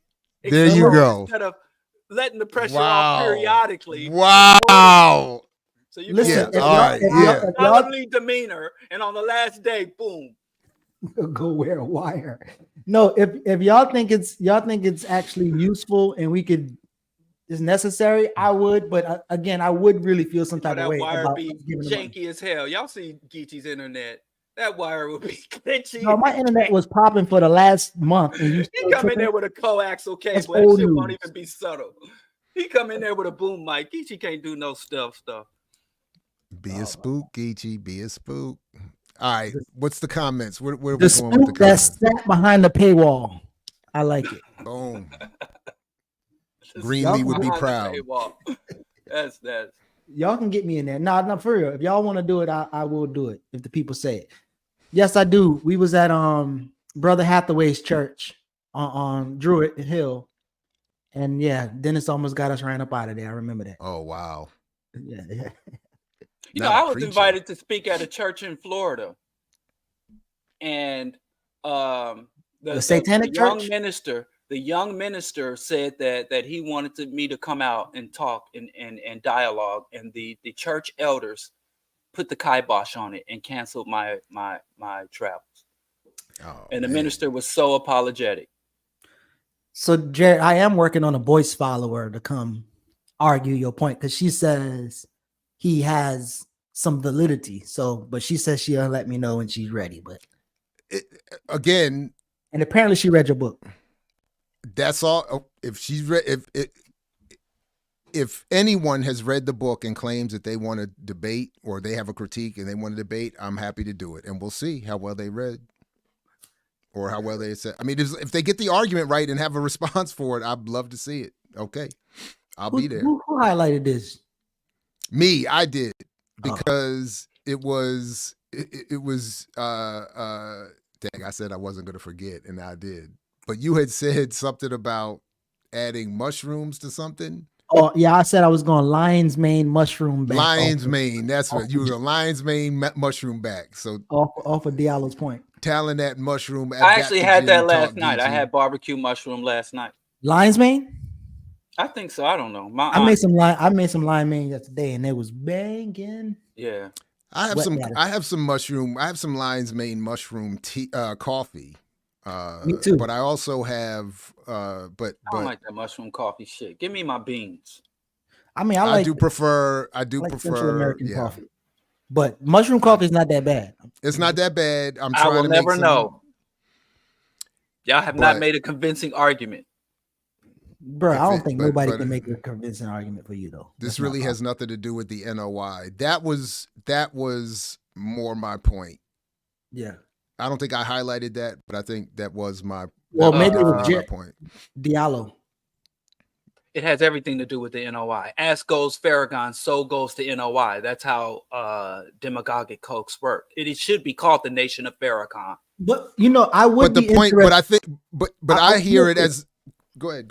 I would be interested, to Jared's point, in the followers or the advocates of Farrakhan's that's not NOI, because I think it is a large number of people, because they respect the organization that Farrakhan represents to have organized. The myth. They think, yeah, they do. Right. I agree with that. Most people don't understand anything about the nation. They don't know the history. They don't know.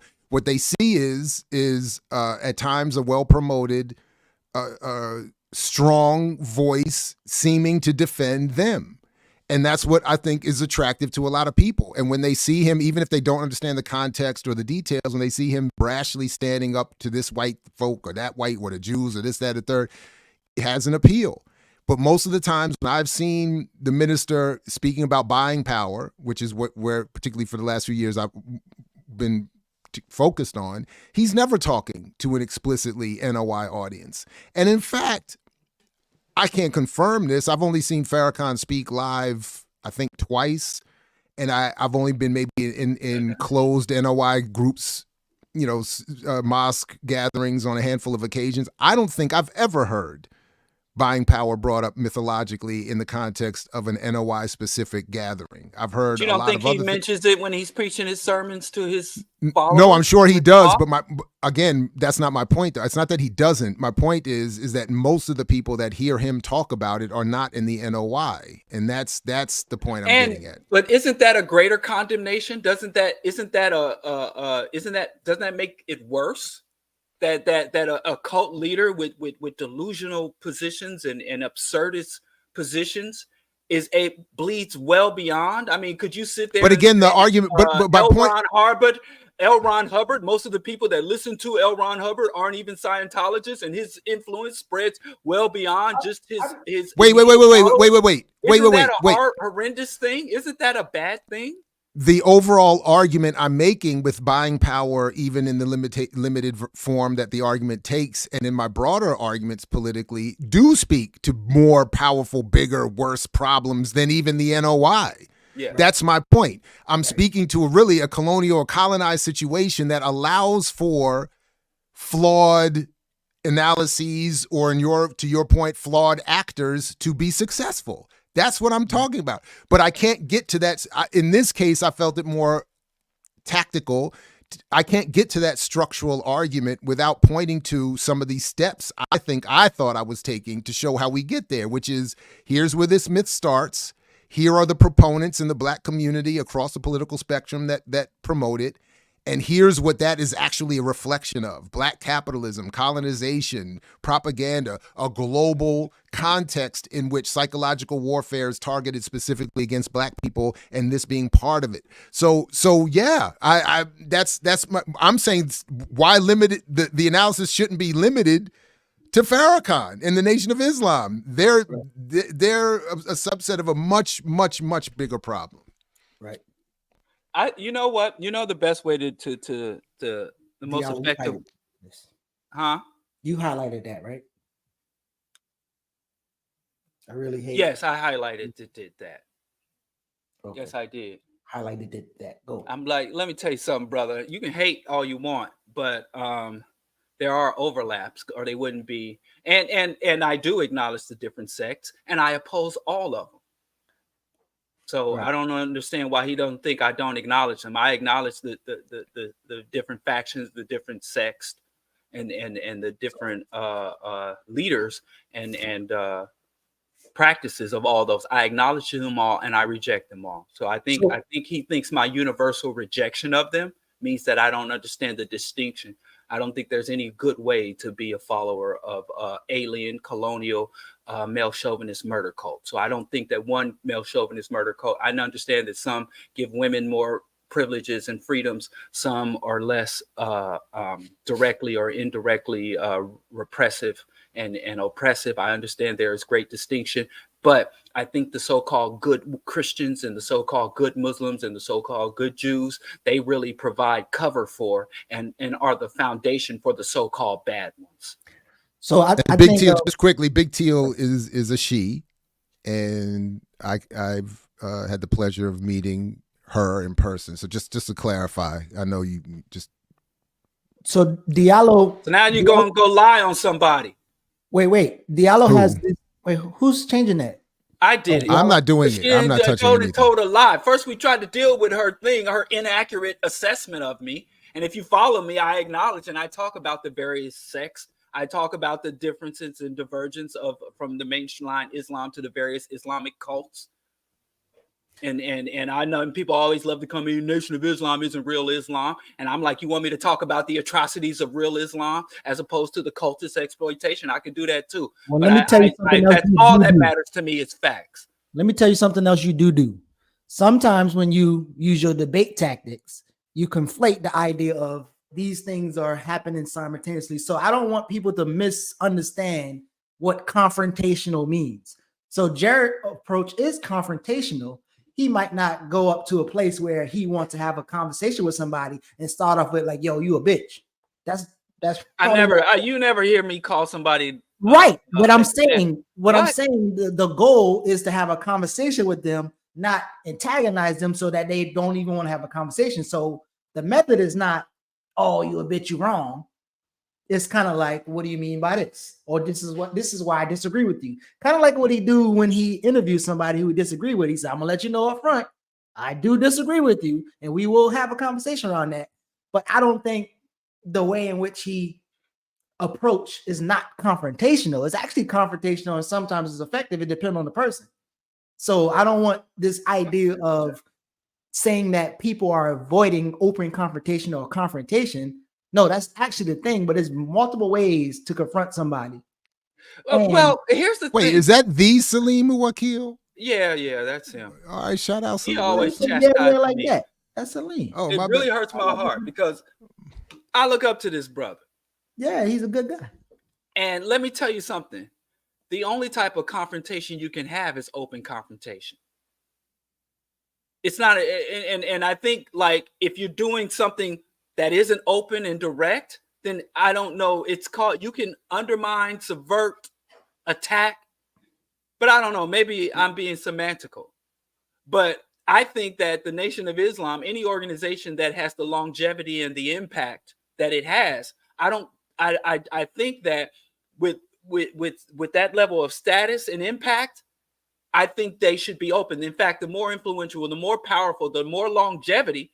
And I don't understand why and I see even Salim will sit there and talk about the Rainbow Push Coalition, the NAACP, and a lot of these Negro, the Democratic Party, the Congressional Black Caucus. Y'all sit and tell all the truths about these organizations, but then some organizations, some of these old dinosaurs, these old obsolete cults, some of them just get a pass, and I don't even understand it. What in the world has the NOI done? Let me ask you some yes or no questions to deserve this level of deference from our community? Two yes or no questions.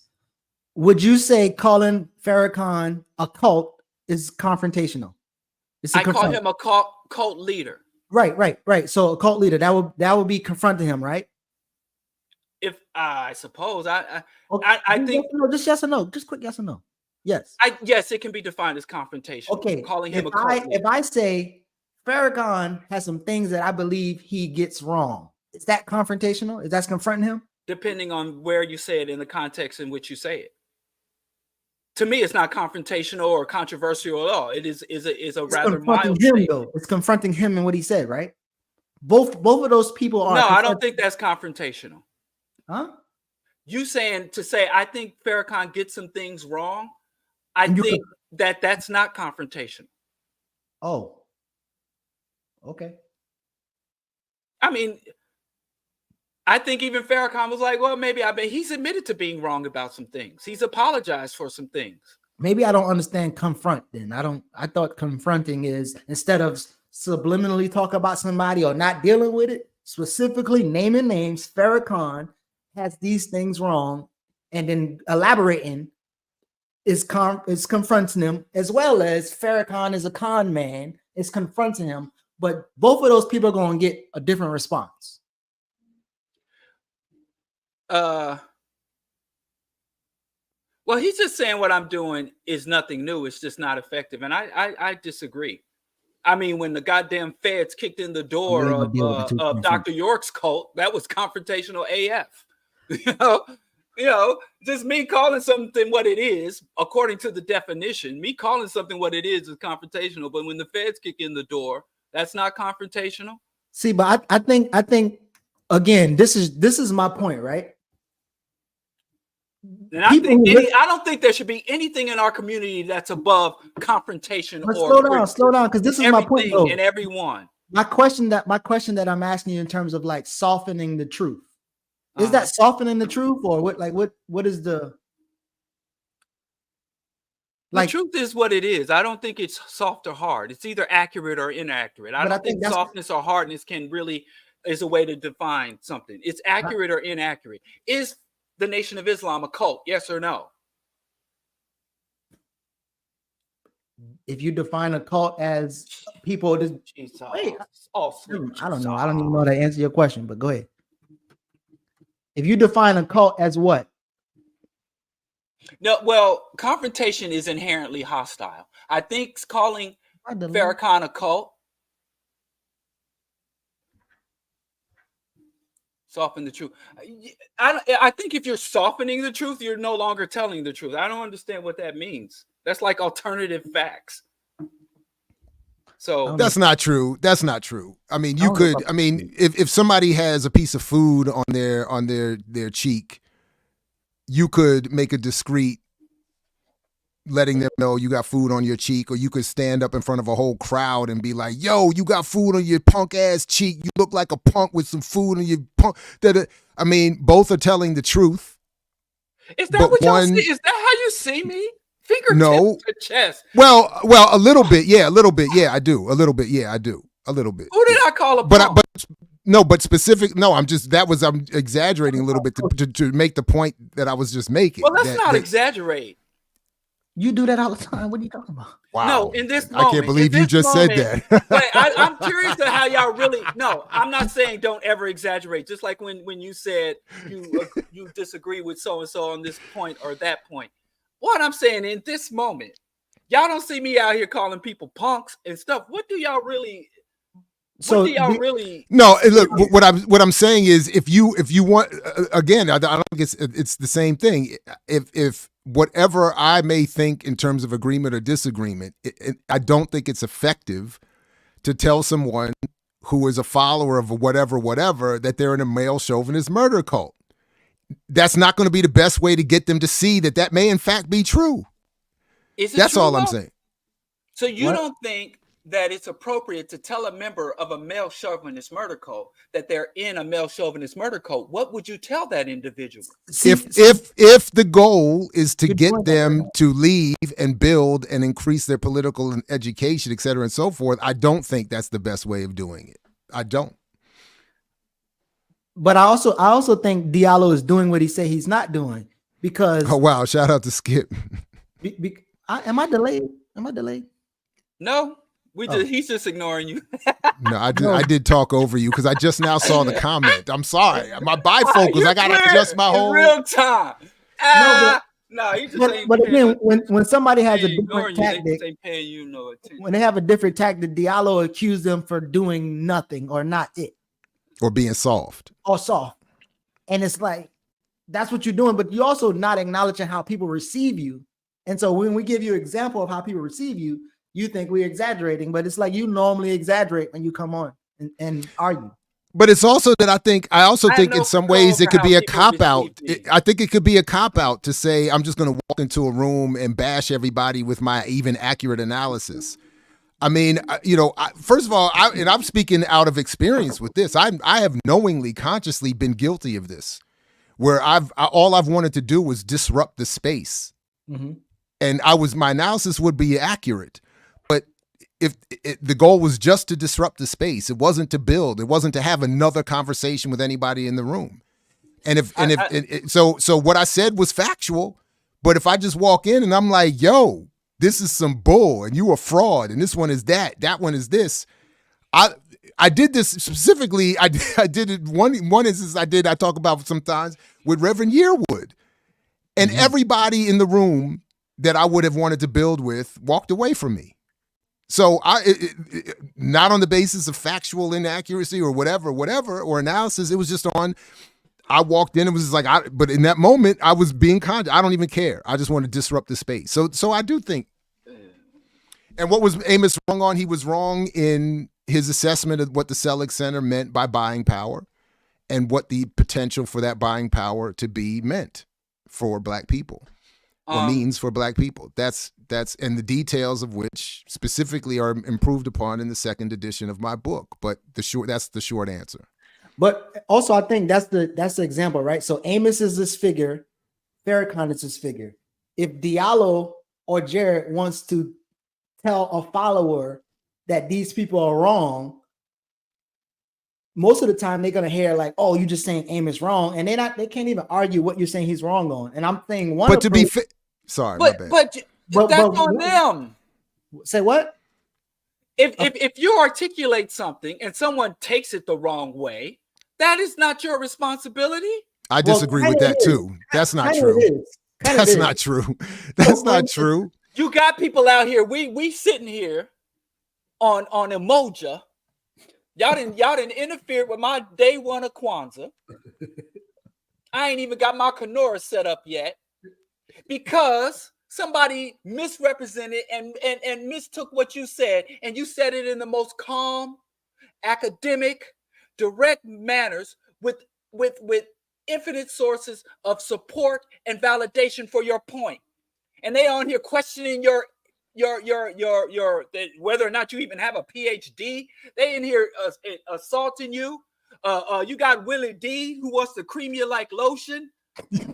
So obviously, saying calm, reserved, and academic manner will not rescue you, because people don't give a damn. People get attracted when people are out seeking validation for their delusions. It doesn't matter how gently you dispel those delusions. Wait, you got to take that down, Geechee. Don't do that. But listen, always breaking the rules. But listen, But listen, but remember, that non-confrontational hate. What you said is correct when it comes to figures like Boyce and perhaps the minister and anyone else. But remember, my response today and elsewhere, even though at one point I was speaking directly to Willie and to Boyce, it's not really to speak to them. It's to speak to whatever audience they have that I also want to reach. And if I come out and say whatever I might want to say about either one of them in a different way, the audience I'm trying to reach is going to, I think, be less likely to hear. There on a deception. If anybody, no. But the deception. Wait. But the deception. My feelings of Boyce is irrelevant. The argument around my work is what I want them to hear. Me going at Boyce or making it exclusively in some hostile way about Boyce or Willie or whoever else, it weakens, I think, the ability for my argument to be heard. At the end of the day, I don't care what Boyce and Willie think of me personally. I'm only really offended when they disrespect the argument and the analysis, which is what I want their audience, which I want to be my audience in this case, to hear and address. So that's what I'm thinking, at least so you understand. Let me tell you this. Why I don't go at them more. Why would I want to be out here like?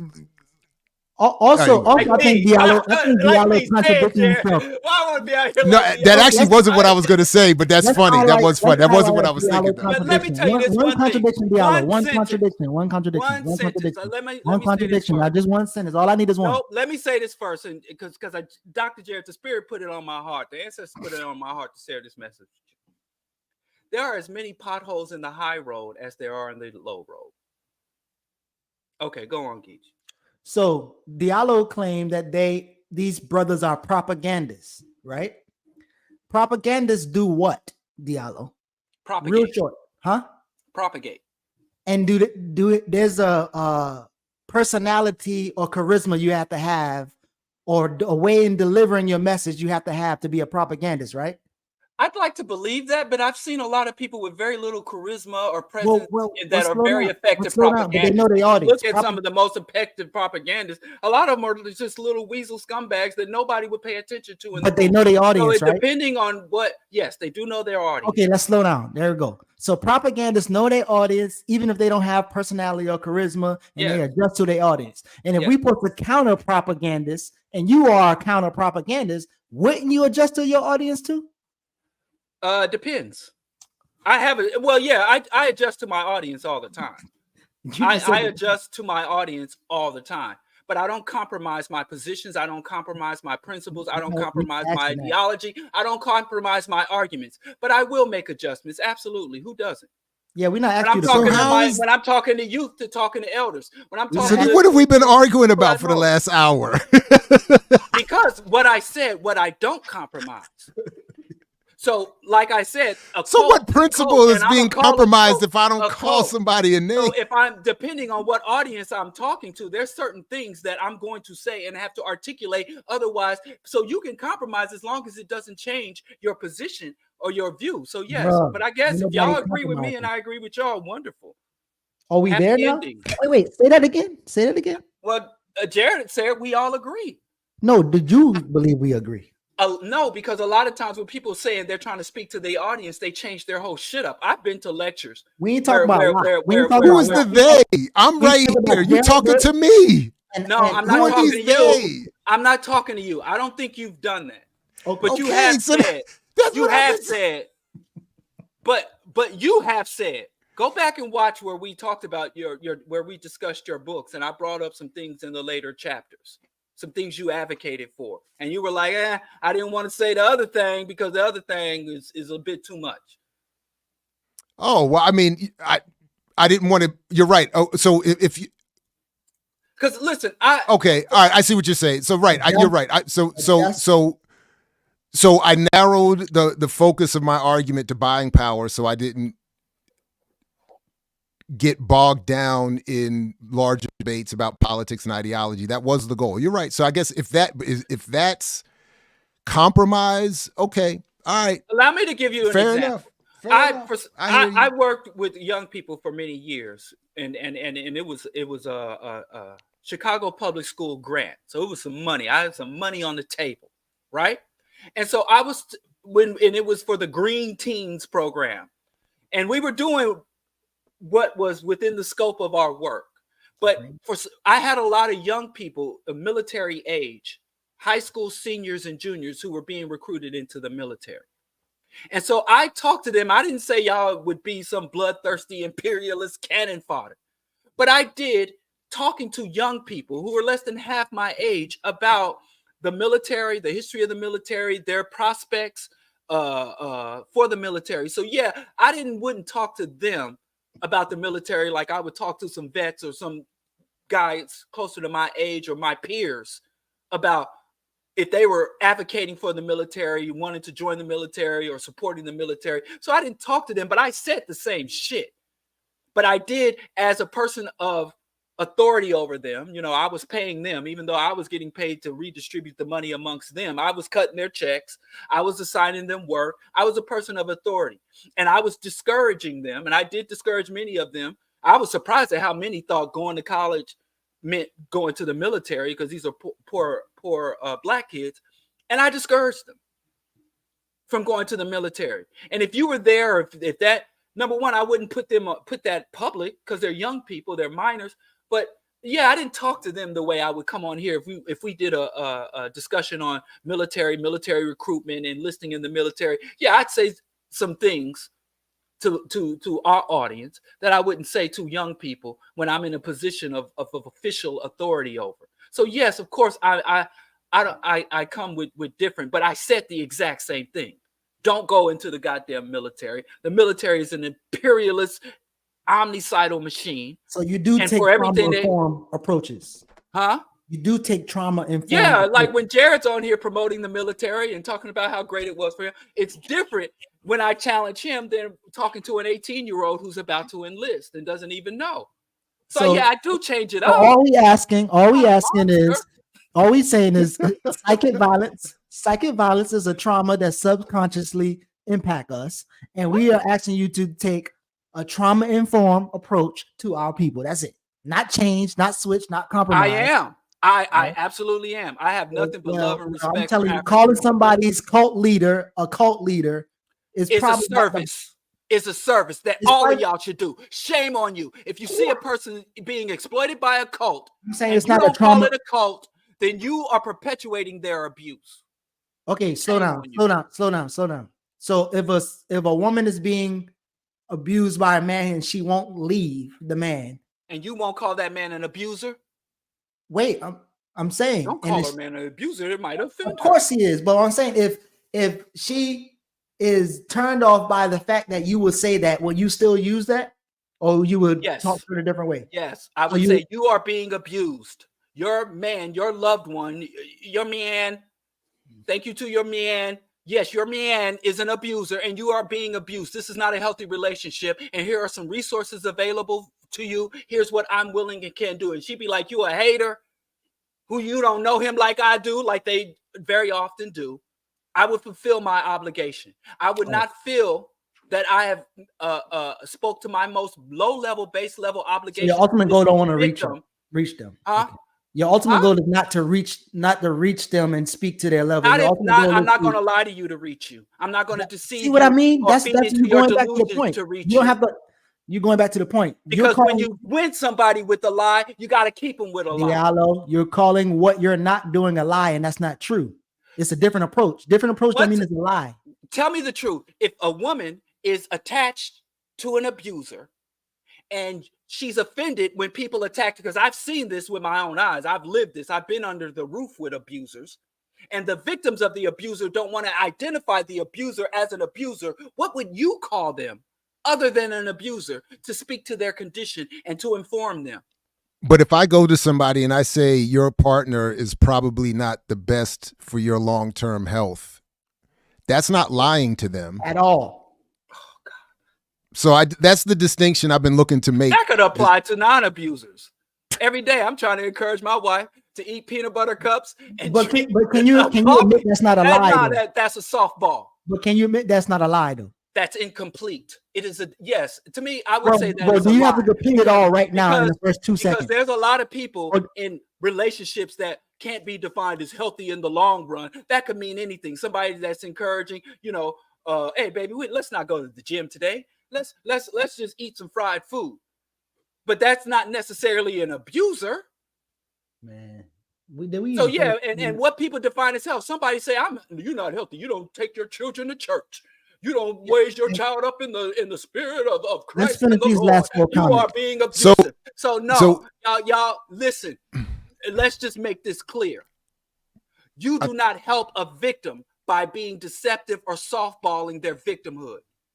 So telling somebody under oppression that you don't get equal opportunity. No, you are under a systematic oppression. Telling an abuser that guy's probably not the best guy for you. That's called punking out. Okay, thank you. Sheiky baby, thank you. Appreciate you three and the entire BPM crew. Been primary caregiver for my mom for 8 years, and BPM gets me through the day. Wish I could contribute liberation more on the ground, but not for now. As a patron membership, super chats at BPM. Thank you very much, Sheiky, and the primary caregiver, boy, that's a lot of work. So shout out to you for that.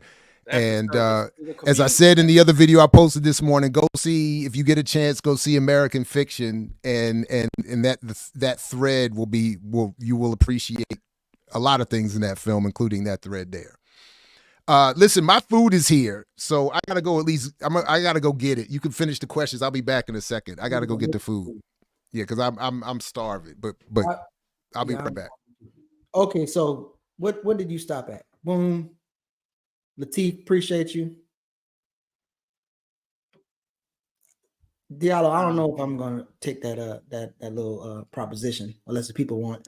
And then also, I won't be sharing money. I went to DJ Envy class and Umar's class, so I will be building a school with my money and also investing in houses. So y'all can actually, once we get the house, y'all can invest and we can flip the house. And yeah, so I'm not gonna be giving out too much money. But this is the last one. Josh. Okay, Malcolm confronted the Nation of Islam while attempting to build and protect their legacy. And we saw what happened. Confronting cult leaders is going to carry risks, especially if you provide a revolutionary alternative.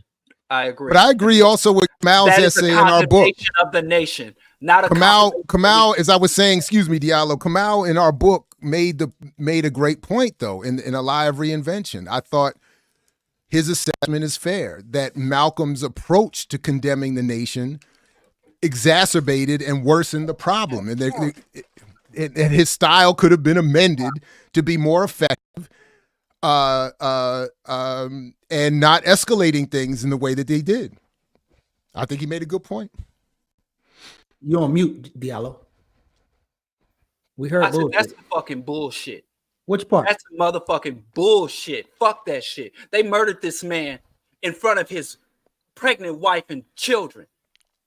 And Malcolm X came out and said, I don't want to say anything. Just allow me to go on with my life. Leave me alone. And he only started speaking more directly and forcefully after they tried to firebomb. That's not entirely true. You should check Kamal's essay. I think you got it a little bit off, and that's what I thought his essay was important. No. You should check it. This is maddening to me. I see. We're going to critique and criticize the man who's murdered by the cult and then talk about how we should softball and not be so direct in our criticism of the cult. And like I said, it's not one or the other. You're doing it again. You're creating a straw unnecessarily. That's all crazy. Throughout the community, people, be careful what you say. These motherfuckers terrorize us, intimidate, and they just like they harass Khalid Muhammad. And Khalid Muhammad had to come out and say, "Can someone tell the nation to leave me alone?" And I ain't never seen. We know their body count. Just that one guy. You think I'm here to play around? Remember the guy that just murdered his wife and his daughter and attempted to murder his son? He was recruited into the nation. And while he was forcing his son to stab the woman, he was making the child say, "Allah Akbar." We ignore all these atrocities and all this blood and be like, well, careful what you say, instead of condemning this shit outright. And I'll That's never, factually incorrect. You're doing it again. You're doing it, Diallo. This is so unhelpful to your own argument. Man, listen, I don't So appreciate this shit, man. I know you, but it's you're creating you're cutting me off. You're truncating arguments, and you're not even whatever. But that's fine. In general, I agree with what you're saying. But what Kamau, I think, was pointing to was, first of all, he points out, actually, he made some really good points about Malcolm choosing to be hyperbolic in the press unnecessarily. So it's not that you're wrong. It's we're talking about a tactic that leads to the most effective conclusion.